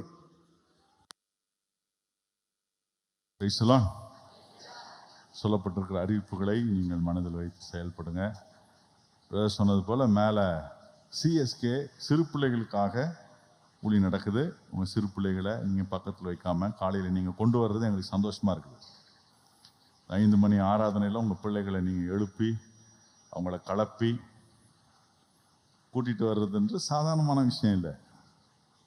ஸ்கூலுக்கு எவ்வளோ பாடுபடுறீங்க, அதை விட அதிகமாக பாடு ஆண்டவருடைய காரியத்தில் பிரயாசப்படணும். அப்படி நீங்கள் பிரயாசப்படாத பெற்றோராக இருப்பீங்கன்னா இந்த வருஷத்தில் உங்கள் பிள்ளைகளை கர்த்தருடைய வழியில் கொண்டு வாங்க. இன்னைக்கு பிசாசு உங்கள் மேலே கண்ணோக்கமாக இருக்கிறத விட உங்கள் பிள்ளைகள் மேலே, சிறு பிள்ளைகள், வாலிப பிள்ளைகள், இவங்க மேலே தான் ரொம்ப கண்ணோட்டமாக இருக்கிறான். ஆகவே நீங்கள் அதில் உற்சாகமாக செயல்படுங்க. ஆண்டவர் உங்களை ஆசீர்வதிப்பாராக. Praise the lord. அல்லேலூயா. என்னடா எப்பவுமே பாஸ்டர் கோட் சூட்டில் வருவார், உங்களுக்கு தெரிஞ்சு போச்சே. பொங்கல்னு எதையோ பார்த்து சொல்கிறாங்க. நம்ம சூரியனை படைத்த ஆண்டவர் ஆராய்ச்சிட்டு இருக்கிறோம். சூரியன் நம்ம கடவுள் கிடையாது. ஹலோ, சூரியன், சந்திரன், நட்சத்திரங்கள் நம்ம ஆண்டவருக்கு முன்னால் வணங்கி நிற்கும். அவைகள் எல்லாம் நியாய தீர்க்கப்படும் என்று சொல்லப்பட்டிருக்கிறது. ஒழுங்காக தர வேண்டிய லைட்டை தராமல் இருந்துச்சுன்னா அதுக்கு ஒரு நியாய தீர்ப்பு இருக்குது. ஏன் நீ இவ்வளோ நாள் மறைஞ்சிருந்த, ஏன் வெளிச்சத்தை தரலை, ஏன் இந்த வெப்பத்தை தரலை, ஏன் அதிகமாக கொடுத்த? நிறைய பேர் பயப்படுத்துகிறாங்க. பாஸ்டர், டிசம்பர் ஜனவரி குளிர் பயங்கரமாக இருக்கு, அந்த அளவுக்கு. அப்போ ஆண்டவர் அதை நியாயம் தீர்ப்பார். ஏன் நீ இவ்வளோ அதிகமாக வெப்பத்தை கொடுத்த? அது நியாயம் தீர்க்கப்படும். அதனால் நமக்கு அது கடவுள் கிடையாது. அதெல்லாம் இருக்கிறீங்களா? சிலர் அதை பார்த்து நமஸ்காரம் பண்ணுறான். யோகான்ற பேரில் அதுக்கு பேர் வேற வச்சிருக்கிறான். அது என்னது? அந்த நமஸ்காரமா? என்ன நமஸ்காரம்? இயேசுநாதரை தவிர நான் யாரையும் நமஸ்கரிப்பது இல்லை. எத்தனை பேர் சொல்றீங்க கையை வைத்து? இயேசுதான் என் ஆண்டவர். அல்லேலூயா. அவரையே ஆராதிப்பேன். நம்முடைய நல்ல கிறிஸ்தவ விவசாயிகள் எழுமணும். நிறைய இங்க இருக்கிறவங்க நீங்களும் விவசாயம் செய்ய ஆரம்பிக்கணும். எங்க பாஸ்டர், ஊர்ல நிலங்கள்லாம் இருந்துச்சுன்னா சும்மா போடாத. 1 சென்டா இருந்தா கூட என்ன செய்ய முடியும்னு பாரு. நிச்சயம் நீ விவசாயம் செஞ்சினா ஈசாக்க மாதிரி ஆசீர்வதிப்பார். ஈசாக்கு விதை விதைத்தான், அவன் வேர்க்கடலை போட்டு வா போய் 1 சென்ட்ல. நானுமே பார்க்குறேன் இந்த வருஷம் எப்படியாவது ஆண்டவரே எனக்கு ஒரு ஃபார்ம் தாரும் ஆண்டவரே, நானும் ஈசாக்கை போல விதை விதைக்க விரும்புகிறேன் அப்படிதான் ஜெபம் பண்ணிட்டு இருக்கேன். நிச்சயம் தருவார் ஆண்டவர் எனக்கு. விவசாயம் ரொம்ப முக்கியம். கம்ப்யூட்டரா சோறு போட போகுது, செல்போனா சோறு போட போகுது, அதெல்லாம் அவசியமே இல்லை. நம்ம முன்னோர்கள் அதை வச்சு தானே வாழ்ந்தாங்க. அவசியமே கிடையாது. அதனால் நம்ம கிறிஸ்தவ விவசாயிகள் ஆசீர்வதிக்கப்படணும். நிறைய கிராம சபைகளில் நிறைய கிறிஸ்தவ விவசாயிகள் இருக்கிறாங்க. அவங்களாம் நினச்சி ஒரு ஜெபம் பண்ணலாமா, எழுது நின்று அவங்களுக்கெல்லாம் கர்த்தர் அமுகமான அறுவடை தரணும். நான் போன வாரம் முழுசும் கொடைக்கானல் போயிட்டு வந்தேன் என் மகளுக்காக. அவள் போகிற வழியெல்லாம் என்ன அறுவடை, எங்கே பார்த்தாலும் டிராக்டரும் அதுவும். ஐயோ, அவ்வளோ பிஸியாக இருக்குது. சந்தோஷமாக இருந்துச்சு பார்க்கும் போதே. செங்கல்பட்டுலேருந்தே பார்த்தேன் நான். எங்கே பார்த்தாலும் அறுவடை, எல்லாம் விளைஞ்சி நிற்குது. சிலர் அறுத்துட்டாங்க, சிலர் இன்னும் இந்த வாரத்தில் அறுக்க இருக்கிறாங்க, அறுவடை செய்ய இருக்கிறாங்க. அப்படி எல்லா கிறிஸ்தவ மக்களும், ஏன்னா அது இந்த விவசாய புரட்சியை கொண்டு வந்ததே கிறிஸ்தவர்கள் தான். ஹலோ, இருக்கிறீங்களா? ஆகவே ஆண்டவர் நம்முடைய கையின், என்ன சொல்லியிருக்காரு ஆண்டவர்? உன் கையின், ஹலோ சொல்லுங்க கரெக்டா? நீங்களாம் யாருடைய கையின் பிரயாசத்தை சாப்பிட்டுட்டு உட்காந்துருக்கிறீங்க? உன் கையின் பிரயாசத்தை கை வச்சு சொல்லுங்க. நான் என் கையின் பிரயாசம். அதுக்காக நான் என்ன பாஸ்டர் பண்றது? போய் சேத்துல கை வைக்கிறதா? இடம் இருந்துச்சுன்னா விடாத. சும்மா ஒரு இடத்த நீ சும்மா விட்டினா ஆண்டவர் அதுக்கு உனக்கு கணக்கு கேட்பாரு. உனக்கு எவ்வளவு இடம் இருக்குதோ ஆண்டவர் எவ்வளோ ஒரு வளத்தை, மண் வளத்தை கத்தர் கொடுத்துருக்கிறார் பார்த்தீங்களா? எவ்வளோ ஒரு அது அது அழிய மாட்டேங்குது. என்னென்னவோ மனுஷன் கெமிக்கலை ஊற்றி பார்க்குறான், இது ஊற்றி பார்க்குறான். கொஞ்ச நேரம் அது கொஞ்சம் அப்படியே அமைதலாக இருக்கும். கொஞ்ச நாள் விட்டு பாருங்க, மழை பெஞ்சு எல்லாம் சரியாயிடும். அவ்வளவு வளம் மண்ணில் இருக்கிறது. எதற்காக? நீ உன் கையின் பிரயாசத்தை சாப்பிட்றதுக்காக. நிறைய நம்ம விசுவாசிங்க கொசப்பொருள்லாம் இடம் வாங்கி போட்டிருக்கீங்க. நம்ம வாங்கி போட்டு என்ன பண்ற? போய் ஏதாவது செய்யுங்க. அங்கே போயிட்டு ஒரு காய்கறியாவது வை, தக்காளியாவது வை, இல்லை கருப்புலையாவது வச்சுட்டு வா. போய் கருப்புலையாவது போய் அங்கே போய் எடுத்து வா.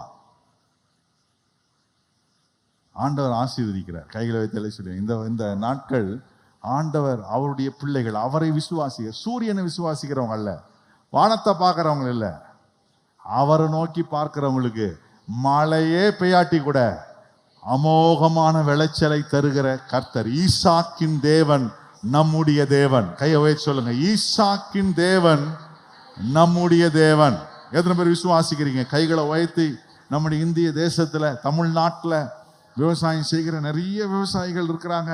அவங்களையும் கடவுள் ஆசீர்வதிக்கணும். அவங்க இயேசுவை அறிஞ்சு அவங்க இயேசுவின் அந்த விசுவாசத்துக்குள்ள வரணும். அதுக்காக சொல்லி ஜெபம் பண்ணுங்க. ஆண்டவரே, அப்பதான் ஒரு பெரிய புரட்சி, அப்பதான் ஒரு பெரிய ஆசீர்வாதம். நிறைய விவசாயிகள் தற்கொலை செய்கிறார்கள், நஷ்டமடைகிறார்கள். ஏன் அப்படின்னா இயேசு அவங்க வாழ்க்கையில இல்லாததுனால. இயேசு ஒரு மனிதனுக்குள்ள வருவார்னா ஆசீர்வாதம், பெருக்கம், அல்லேலூயா, வளர்ச்சி, அமோகமான அறுவடையை தருகிற இயேசு எங்களுக்கு இருக்கிறீர்.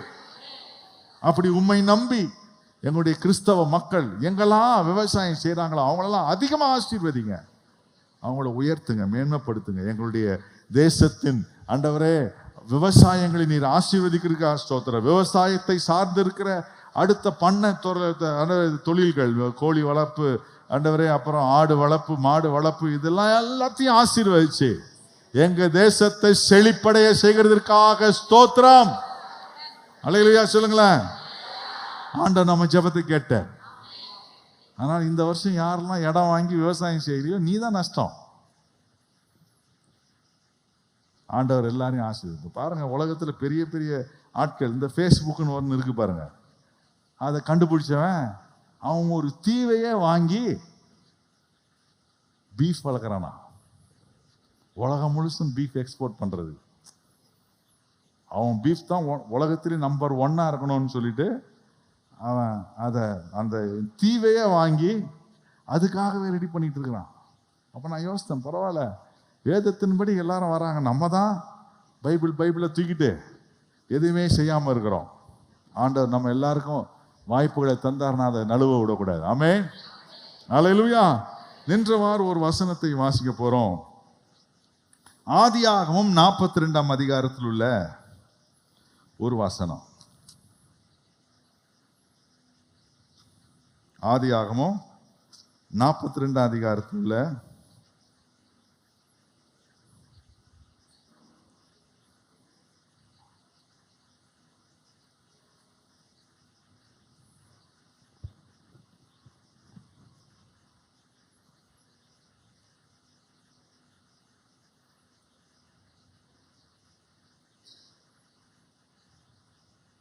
36ஆம் வசனம் வாசிக்கணும். எல்லாம் நிறைய 33ஆம் வசனத்துல வாசிக்கணும்னு தான் ஆசை.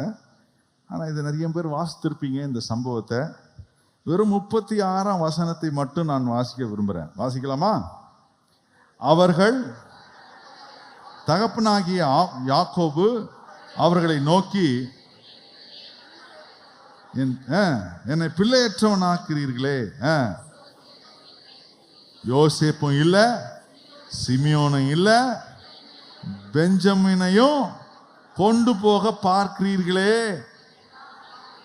இது எல்லாம் எனக்கு விரோதமாய் நேரிடுகிறது என்றான்.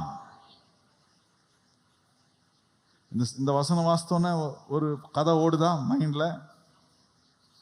யோசேப்பை தூக்கிட்டு போயிட்டாங்க, வித்துட்டாங்க, செத்துட்டான் அவன் அப்படின்னு எகிப்துக்கு கொடுத்தாச்சு. சாப்பாடு இல்லாம கஷ்டப்பட்டப்போ எகிப்து தேடி சாப்பாடுக்கு போனப்போ ஒருத்தனை பிடிச்சி வச்சிட்டாங்க. அவன் தான் சிமியோன். இவனை நாங்கள் வச்சுக்கிறோம், நீ என்ன பண்ணு, இன்னொரு பையன் இருக்கிறானே அவனை கொண்டு வந்தா இவனை விடுறோன்ட்டாங்க. இவனுங்க அவங்க அண்ணன் ஒருத்தனை இவனை காப்பாத்துறதுக்கு வந்து அப்பா கிட்ட கெஞ்சுறாங்க.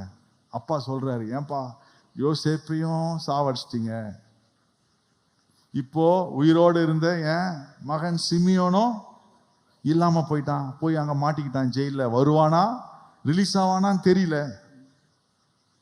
இப்போ எனக்கு ரொம்ப பிரியமான என் உயிரையே வச்சிருக்கிற என் மகன் பெஞ்சமினை கொண்டு போக பாக்குறீங்களே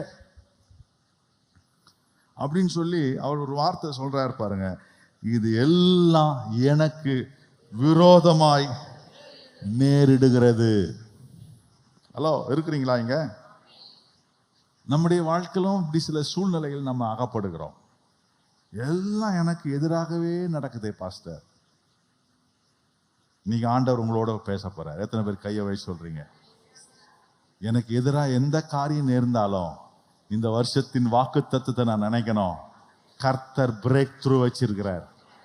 கையை வச்சு சொல்லுங்க, எனக்கு ஒரு பிரேக் த்ரூ இருக்குது. இந்த வருஷம் கர்த்தர் எனக்கு வாக்கு கொடுத்திருக்கிறார். வாக்குரைத்தவர் அவர் பொய் சொல்ல மாட்டார். கையை வைத்து சொல்லுங்க, ஆண்டவரே இதெல்லாம் எனக்கு நேருகிறது போல எனக்கு தெரியுது, இதெல்லாம் எனக்கு சதி செய்யற மாதிரி இருக்குதே. அப்படிதான் சொல்றாரு யாக்கோபு. எனக்கு எல்லாம் இந்த சதி மாதிரி இருக்குதப்பா.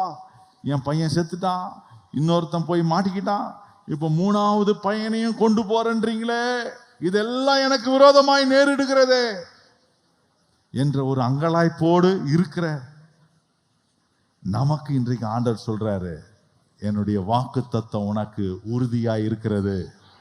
அல்லேலூயா. தண்ணீர்களை உடைத்து ஓட பண்ணுகிறது போல உன் சத்துருக்களை உடைத்து ஓட பண்ணுவேன். அதுதான் பிரேக் த்ரூ. அல்லேலூயா. பால் பெராசிம். கையை வைத்து சொல்லுங்க, என் ஆண்டவருடைய நாமம் தடைகளை உடைத்தெறிகிற பால் பெராசிம் என்னோடு கூட இருக்கிறார். கர்த்தர் எனக்காக தடைகளை உடைத்தெறிந்து ஒரு பிரேக் த்ரூ உண்டு பண்ணுவார். விசுவாசிக்கிறோம், கைகளை வைத்து சத்தமா ஆமென் என்று சொல்லுங்க. அல்லேலூயா. இந்த இடங்கள் உட்காருங்க. இன்னைக்கு ஆண்டவர் சொல்லி இருக்கிற இந்த வசனம் ஒரு தீர்க்க தரிசனமான வார்த்தை. இந்த வார்த்தையை நீங்க கவனிக்கணும், ரொம்ப முக்கியமான ஆண்டவருடைய வார்த்தை. நம்முடைய ஆராதனை நேரங்கள்லாம் கொஞ்சம் மாற்றி அமைக்கணும் அப்படின்னு யோசித்தோம். நிறைய பேர் 6 மணிக்கு 5:30 மணிக்கு, ஏன் இப்போ 6:30 மணி, இப்போ 7 போகுது, இன்னும் கொஞ்சம் நேரத்தில் கூட வருவாங்க வேகமாக, சர்ச்சு முடிஞ்சிட போகுது அப்படின்னு. முடிஞ்சு சர்ச்சு.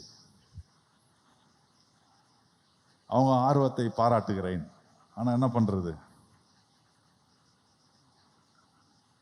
அது மாற்றங்கள் இந்த குளிர்காலத்தில் வேணான்னு நினைக்கிறோம். கொஞ்சம் சூடாக ஏறிட்டோம், குளிர் முடியட்டும், சூடு ஆரம்பிக்கட்டும், அப்போ அதெல்லாம் செய்யறதுக்கு சரியா இருக்கும். ஆண்டவர் நல்லவர். ஆமென். அல்லேலூயா. கடந்த வாரத்தில் நம்முடைய 3 சபைகளின் சார்பாக நீங்க கொடுத்த உங்களுடைய காணிக்கைகள், உதாரணமான உங்களுடைய அந்த வெள்ள நிவாரண தொகை, நீங்க ஒரு தொகை அனுப்பிச்சிங்க, எல்லாரும் கொடுத்தீங்க உற்சாகமா. நம்ம எல்லாம் சபையின் சார்பாக ஒரு 50,000 ரூபாய் கொடுக்க கர்த்தர் உதவி செய்திருக்கிறார். ஆமென். சென்ட்ரல் சர்ச்சும் பிளெஸிங் சென்டர் சர்ச்சில் இருந்தோம். அவங்க நிறைய பொருட்கள்லாம் வாங்கி கொண்டு போய் கொடுத்தாங்கன்னு நினைக்கிறேன், எனக்கு தெரியல, போய் சேர்ந்துருக்கோம். அந்த நிவாரண தொகை அதுக்குரிய காரியங்களை போய் செய்ய ஒரு குழுவாக போனார்கள். அவங்க போய் சேர்ந்து அதனுடைய பிக்சர்ஸ் ஒன்றும் அனுப்பலை. நீங்கள் கொடுத்த உங்களுடைய உதாரணமான காணிக்கை அந்த ஜனங்களுக்கு போய் சேர்ந்திருக்கிறது என்பதை உங்களுக்கு நான் தெரியப்படுத்துகிறேன். கர்த்தர் உங்களை ஆசீர்வதிப்பாராக. Praise the lord. அல்லேலூயா. இங்கே நம்ம பார்க்கிற ஒரு சத்தியத்தை நம்ம கவனிக்கணும். வாக்குத்தத்தம் பண்ணப்பட்ட தேசத்தில் ஆபிரகாம் வாழ்ந்து செழிப்பா இருந்தார். பஞ்ச காலத்திலும் ஈசாக்கு செழிப்பா அதே தேசத்தில் வாழ்ந்தார். யாக்கோபு நல்லா தான் வாழ்ந்தார். ஆனா அந்த 400 வருஷத்துக்கு நெருங்க நெருங்க ஆண்டவர் ஆபிரகாமுக்கு வெளிப்படுத்தின 400 வருஷம் நெருங்க நெருங்க வாக்குத்தத்தம் பண்ணப்பட்ட தேசமே வறுமை நிறைந்த தேசமாய் மாறிவிட்டது. ஆகவே கர்த்தர் வாக்கு பண்ணின தேசத்தை விட்டு எங்க ஆகாரம் கிடைக்கும் அப்படின்ற இடத்தை தேடி ஓட வேண்டிய ஒரு நிலைமை வந்துடுச்சு. பாருங்க, ரொம்ப முக்கியமானது தண்ணி. தண்ணி இருந்தாதான் சாப்பாடு, தண்ணி இருந்தாதான் மற்ற ஜீவனங்கள், ஆடு மாடு கோழி இதெல்லாம் இருக்கும். பாருங்க, விவசாயத்துக்கு ரொம்ப முக்கியம் தண்ணி. ஒரு நிலத்துக்கு ரொம்ப முக்கியம் தண்ணி. இல்லைன்னா எல்லாமே போச்சு. ஆண்டவர் சொன்னார், நீ மனுஷன் அப்பத்தினால் மாத்திரம் அப்படின்னாரு. அப்பனா அப்பவும் சாப்பிடணும்னு சொல்லியிருக்கிறாரு. அப்போ சாப்பிட்றதுக்கு வாழ்றதுக்கு என்ன பண்ணோம்? ஆமா, இந்த சரீரம் வாழணும்னா அப்பம் தேவை. ஆனா உள்ளான ஆத்மா வாழ்றதுக்கு அவர் சொல்ற வார்த்தை தேவை. அதனால பாருங்க, தண்ணி இல்லை, எல்லாம் காஞ்சி போன உடனே வேற வழியை தேடுறாங்க. வாழணுமே, இவ்வளவு பிள்ளை பெட்டிலாம் இருக்கு, எல்லாம் செத்துடலாமா தண்ணி இல்லாம? வறட்சினால நம்ம செத்துறதுக்கு ஆண்டவர் கொடுக்குறாரு அப்படின்னு நம்ம விட்டுடலாமா? இல்லை, ஒரு வழியை தேடுவோம் அப்படின்னு அந்த வழியை தேடுறாங்க. ஆண்டவர் அந்த வழியை கண்டுபிடிக்க உதவி செய்கிறார். ஒரு காரியம் வாழ்க்கையில் வறண்டு போகும்போது தேவன் அப்போதான் ஒரு வழியை திறக்கிறார். கையை வைத்து அல்லேலூயா சொல்லுங்களேன். எப்பெல்லாம் வறட்சி வருதோ நீங்க பயந்துடக்கூடாது, முடிஞ்சிச்சு எல்லாம் அப்படின்னு. இல்லை, எகிப்தில் போஷிக்கும் ஒரு வழியை தேவன் வச்சிருக்கிறார். இந்த யாக்கோபுக்கு அது தென்பட்டது. அதனாலதான் பிள்ளைகளை எடுத்து அனுப்புறான். போங்க, அங்க நல்ல விஷயங்கள்லாம் நான் கேள்விப்படுறேன், ஏதாவது ஆப்பர்ச்சுனிட்டி இருக்கான்னு பாருங்க, போய் நம்ம அந்த தேசத்தில் போய் வாழ்வதற்கு நம்ம பிள்ளை குட்டிகள்லாம் நல்ல சந்தோஷமா இருக்கிறதுக்கு ஏதாவது வழி இருக்கா, அந்த வழியை பண்ணுங்க அப்படின்னா போனா நல்லா இருக்குது. ஆனா என்னாச்சுன்னா அங்க ஒரு சதியில மாட்டிக்கிட்டாங்க. யார்கிட்ட மாட்டினாங்க? எவனை குழியில போட்டு அடி அடின்னு அடிச்சாங்களோ அப்ப முழு கண்ட்ரோல் இவனுங்க அண்ணமார் கையில இருந்துச்சு. இவனுங்க வச்சுதான் சட்டம். ஹலோ, அப்படி யாரா இருக்கிறீங்களா உங்க வாழ்க்கையில? நான் வச்சுதான் சட்டம்னு ஒரு நாள் வரும், உங்ககிட்ட அடி வாங்கினவன் ஒன்னு அடிப்பான்.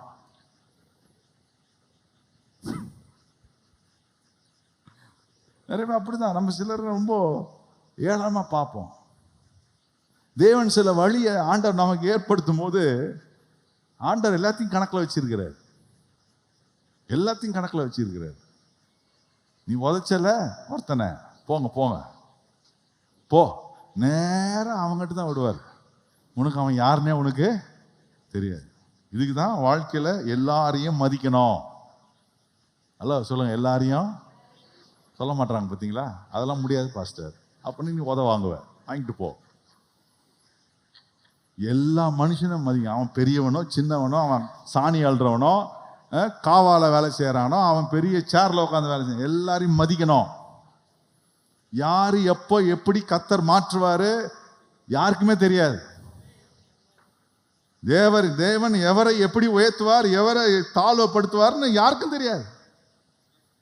எல்லாம் கண்ட்ரோல் என் கையில தான் இருக்குன்னு நினைச்ச இந்த அண்ணமாருங்க அடி அடி நடிச்சானுங்க. இறக்கம் கேட்டான், அண்ணா அண்ணான்றான். அண்ணாவா போடா ராஸ்கட், உதவதும் வச்சான். இப்போ மாட்டினானுங்க வகையா. ஆனா ஆண்டவர் அதுல தான் வழி உண்டு பண்றாரு. அந்த வழியில உண்டு பண்ணி அவன்கிட்ட போய் அவன் மாட்டி அவன் ஆடுறான் பாருங்க ஒரு கேமு.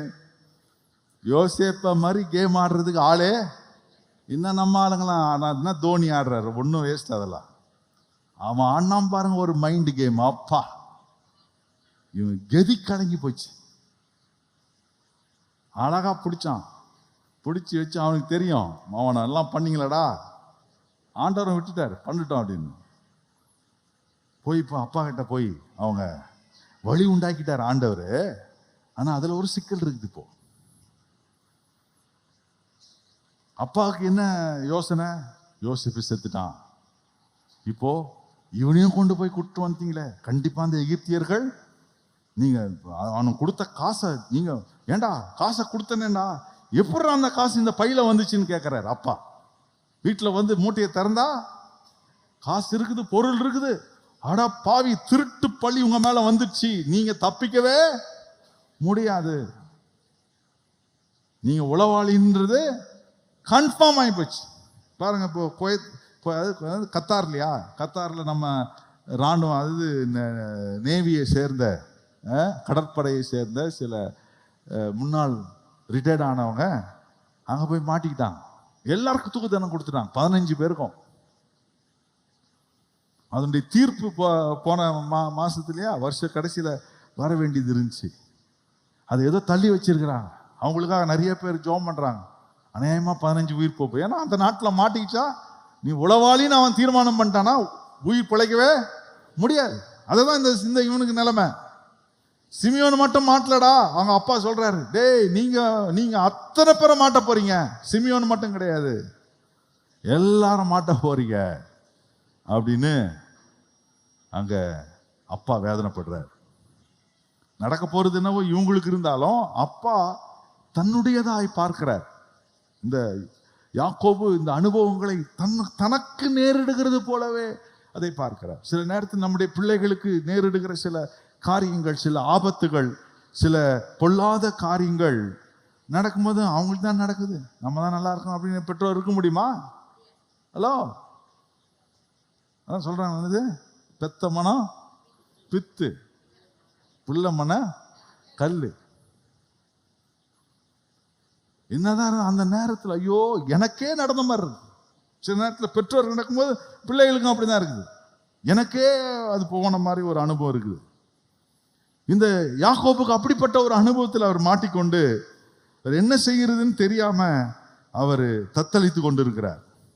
கவனிக்கிறீங்களா? ஒரு அலையிலையா சொல்லுங்களேன், அல்லேலூயா. அப்பதான் இவங்க இந்த விஷயத்த சொல்றாங்க. 36ஆம் வசனத்தை அப்பதான் நம்ம வாசிக்கிறோம். பாருங்க, ஆண்டவர் ஒரு வழியை திறந்து அவங்களுக்கு காண்பிச்சிருக்கிறாரு. ஆனா இந்த யாக்கோபுனுடைய வாழ்க்கையை நம்ம கொஞ்சம் கவனிக்கணும். பாருங்க, யாக்கோபு கொஞ்சம் நல்லவன், கொஞ்சம் கெட்டவன். ஹலோ, உங்களை மாதிரியும் என்ன மாதிரியும் கொஞ்சம் நல்லவன், கொஞ்சம் கெட்டவன். அவன் வாழ்நாள் முழுசுமே சண்டை போட்டவன்.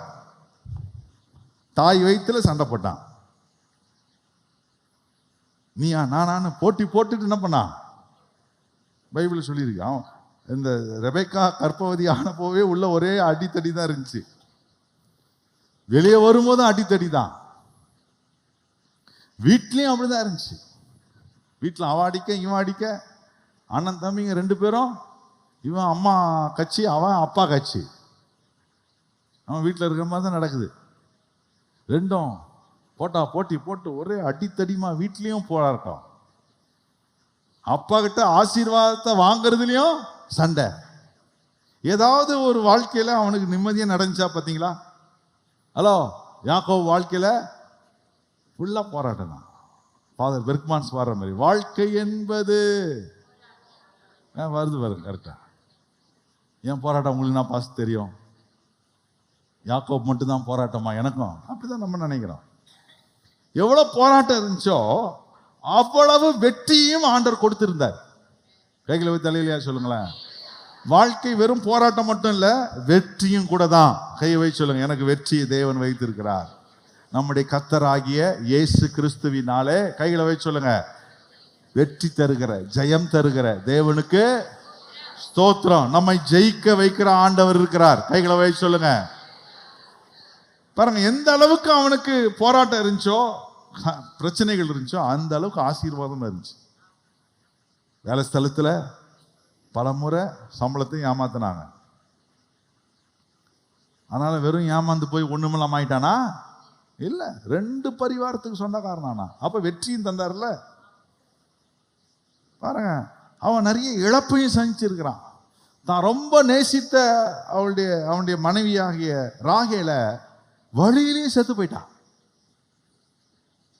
அடக்கம் பண்றதுக்கு இடம் இல்லை, ரோட்லயே அடக்கம் பண்ணிட்டு போனான். எவ்வளவு வேதனை, இழப்பு. அவன் சந்திச்ச இழப்புக்கு அளவே இல்லை, வெற்றிக்கும் அளவே இல்லை. அதனால 2 அனுபவம் அவனுக்கு இருக்குது. ஆனா இப்ப வயதாகி இருக்கிறார். யாக்கோபு எப்படி இருக்கிறாரு? ரொம்ப வயசாகி போச்சு. தகப்பன் முதிர் வயதில் இருக்கிறார். இப்ப பிள்ளைகள் எல்லாம் போய் காரியங்களை செஞ்சுட்டு வராங்க. காரியங்களை கேட்ட உடனே இந்த யாக்கோவுக்கு நல்லா கவனிக்கணும். இருக்கிறீங்களா? ஒரு அலையிலையா சொல்லுங்க. பாஸ்டர் கதை நல்லா சொல்லி வராரு. கதை சொன்னா நல்லா கேட்குறீங்களே, பரவாயில்ல. இந்த கதையில ஒரு விஷயம் இருக்குது, நல்லா கவனிக்கணும். இருக்கிறீங்களா? நல்லா விஷயம் கத்துக்கிட்டீங்க இது வரைக்கும் கதையில. போராட்டம் அதானே. நல்லது ஒண்ணுமே மனசுக்குள்ள போவாது, எனக்கு தான் தெரியுமே. இதுக்கு தான் நான் எதை பத்தியும் பேசுறது. இன்னைக்கு இப்படி பேசுறேன், எனக்கு தெரியும். அப்பவே போராட்டம் தான் போய் மைண்ட்ல உட்காரோன்றது சரியா போச்சு. கர்த்தாவே ஸ்தோத்திரம். எந்த அளவுக்கு போராடணும் அந்த அளவுக்கு வெற்றியும் இருக்குது. ஹலோ, என் வாழ்க்கையில எவ்வளவு கஷ்டத்தை நான் அனுபவிச்சிருக்கிறேனோ அவ்வளோ அளவுக்கு கர்த்தர் என்னை ஆசீர்வதிச்சிருக்கிறார். எத்தனை பேர் சொல்ல முடியும்? கை வச்சு சொல்ல முடியும்? அல்லேலூயா. ஆனா நம்மளை உடைக்கும் காரியங்கள் தான் மனதில் பதிகிறது. கர்த்தர் நம்மை உயர்த்தும் காரியங்கள், ஆசீர்வதிக்கும் காரியங்கள் மனதில் பதிகிறது இல்லை. கவனிக்கிறீங்களா? உடைக்கப்படுகிற காரியம் தான் மனசுல இருக்குது. யாராவது ஒருத்தர் ஒரு வார்த்தை சொல்லிட்டாங்கன்னா அது மட்டும்தான் இருக்கும். அவங்க செஞ்ச எந்த நல்லதுமே உன் மைண்ட்ல வராது. ஏன்னா அது மனுஷ இயல்பு. ஆனா தேவ பிள்ளைகளுக்கு அது நல்லது அல்ல. இந்த யாக்கோபு தான் வாழ்க்கையில நடந்த, இப்போ முதிர் வயதில் இருக்கிறார். நல்லா யோசிச்சு பாருங்க. ஒரு 85 வயசு 90 வயசு கூட இருக்கலாம் யாக்கோபுக்கு. ஏன்னா போய் இன்னொரு 30 வருஷம் எகிப்துல வாழ போறாரு. அப்போ கண்டிப்பா 80+ அவரு. 80 வயசுல எத்தனை காரியம் வாழ்க்கையில பார்த்திருப்பார். ஆனா அத்தனை காரியத்திலும் அவர் மனதில் நிற்கிற பிரதானமான காரியம் தீமை மட்டும்தான். ஹலோ, வயசானவங்க இருக்கிறீங்களா இங்க? 50 வயசுக்கு மேல இருக்கிறவங்க, 60 வயசுக்கு மேல இருக்கணும், ஜாக்கிரதையா இருங்க. இந்த யாக்கோபு மாதிரி ஆகக்கூடாது. ஏன்னா நம்ம மைண்ட்ல நல்லது எதுவுமே நிக்கவே நிக்காது, எல்லாம் கெட்டது. மாமியாக்காரி பண்ணதுல இருந்து, நான் வாக்கப்பட்ட நாள்ல இருந்து எனக்கு நடந்த கொடுமை உங்களுக்கு தெரியுமா? அது மட்டும் தான் தெரியும். மாமியார் நல்ல சாப்பாடு போட்டாலே அது தெரியுமா உனக்கு? தெரியாது. நீ வந்து போகும்போது கையில காசு கொடுத்தாலே அது ஞாபகம் இருக்குமா? வராது. நன்மை எதுவுமே நம்ம மைண்ட்ல உட்கார்றது இல்லை. ஏன்? இது எப்படி? இது யாக்கோபுடைய வாழ்க்கை அப்படித்தான். அவனுடைய அந்த முதிர் வயதுல உட்கார்ந்து அவன் இவங்க பிள்ளைகள் பத்தி சொல்றாங்க, இப்ப நடந்தது சொல்றாங்க. சிமியோன் போய் மாட்டிக்கிட்டான்னு சொல்றாங்க. இங்க பைய திறந்தா காசு இருக்கிறத பாக்குறான். ஐயோ, ஒரு பெரிய சதியில மாட்டிக்கிட்டோம், அவ்வளவுதான், முடிஞ்சிச்சு, நம்ம குடும்பமே க்ளோஸ், நம்ம குடும்பமே முடிஞ்சிச்சு, அவ்வளவுதான், இனி யாக்கோபுன்ற ஒரு சந்ததி இருக்க போறது இல்ல பொழுது. ஐயோ, எல்லாம் எனக்கு இப்படி நேருதே. என்ன சொல்றாரு அவரு? இது எல்லாம் எனக்கு விரோதமாய். ஹலோ, இருக்கிறீங்களா? அவருக்கு என்ன தெரியல, எது எனக்கு விரோதமா நடந்தா என்ன, தீமையை நன்மையாய் மாற்றுகிற கர்த்தர் என்னோடு கூட இருக்கிறார்ன்றத மறந்துட்டார் யாக்கோபு. கவனிங்க, இருக்கிறீங்களா? நம்ம ரொம்ப ஃபோக்கஸ் பண்றது அதுதான் இருக்கு. இந்த வருஷத்துல ஆண்டவர் பிரேக் த்ரூ உண்டு பண்ணோம்னா சில நேரத்தில் இப்படிப்பட்ட உடைக்கப்படுகிற நேரங்கள் வரும். கர்த்தர் உடைத்தெரியும் கிரியைகளை செய்ய வேண்டுமெனா உடைக்கப்படுகிற நிலைமை நமக்கு வரணும். எல்லாமே நல்லா இருக்கும் போது பெரிய பிரேக் த்ரூ செய்யறது பெரிய விஷயம் கிடையாது. நான் உடைக்கப்படுகிற இப்படிப்பட்ட ஒரு காலகட்டத்தில் நான் வந்து சிக்கி அதில் என்னுடைய மனநிலைமை எப்படி இருக்குன்றத ஆண்டவர் அதை பார்க்கும்போது காரியங்கள் எளிதாய் நம்முடைய வாழ்க்கையில நடைபெறுவதற்கு ஆண்டவர் ஒரு பெரிய திட்டத்தை வச்சிருக்கிறார். கைகளை வைத்து அல்லேலூயா சொல்லுங்களேன். சகலமும் நன்மைக்கு ஏதுவாய் நடக்கும். விசுவாசிகள் சொல்லுங்க. ரோமர் 8:38 சொல்லி இருக்கிற வார்த்தையின்படி கைகளை வைத்து சொல்லுங்க. சகலமோ, நல்லா கைகளை வைத்து சத்தமா சொல்லுங்க. சகலமோ. அல்லேலூயா. சகலமோ. சத்தமா சொல்லுங்க. சகலமோ. என் தீமைகள், என் வெற்றிகள், என் தோல்விகள், என் ஆசீர்வாதங்கள் சகலமும் நன்மைக்கு ஏதுவாய் நடைபெறும். அல்லேலூயா. சிலருடைய வாழ்க்கை இன்னும் ஒரு ஆபரேஷன் நடந்தா நான் காலி. இன்னும் ஒரு இன்னும் ஒரு பிரச்சனை வந்துச்சுன்னா என் லைஃப் முடிஞ்சிச்சு. அப்படிதான் நம்ம நிறைய பேர் இருக்கிறோம். ஏன் இன்னொன்னு வந்தா என்ன? ஹலோ, என்ன பாஸ்டர் வரணுன்றீங்களா? நான் அதை வரவானான் இருக்கிறேனே, இப்பதானே அதில் தாண்டி வெளியே வந்திருக்கிறேன். வந்தா என்ன? அதுதான் கர்த்தர் என்னை உடைக்கும் காரியத்துல தான் கர்த்தர் ஒரு பெரிய வழியை திறக்க போறார்.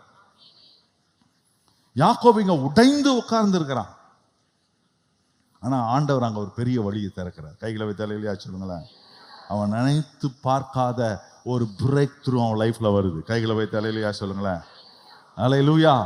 இந்த யாக்கோபு இவ்வளவு நாள் பட்ட கஷ்டங்களுக்கு ஒரு முடிவை கர்த்தர் கொடுக்கிறார். எத்தனை பேர் விசுவாசிக்கிறீங்க?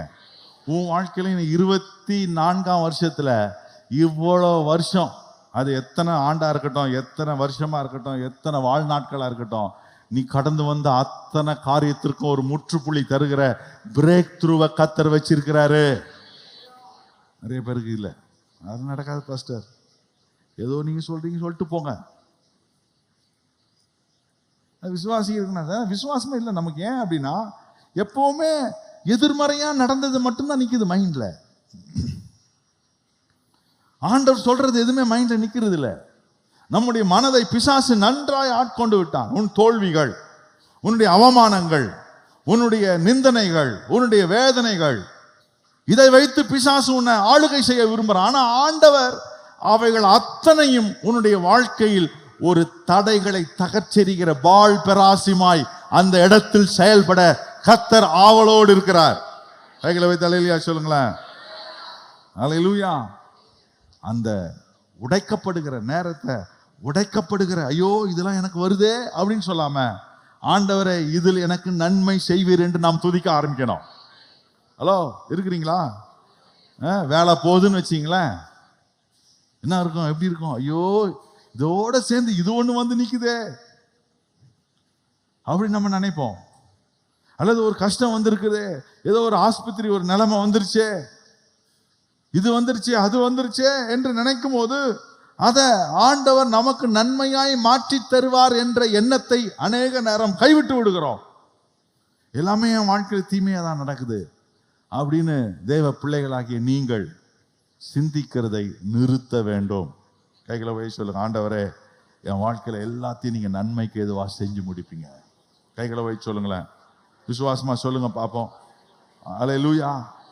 எல்லாருடைய வாழ்க்கையும் கர்த்தர் அதை செய்ய போறார். கைகளை வைத்து ஆண்டவருக்கு நன்றி செலுத்துங்களேன்.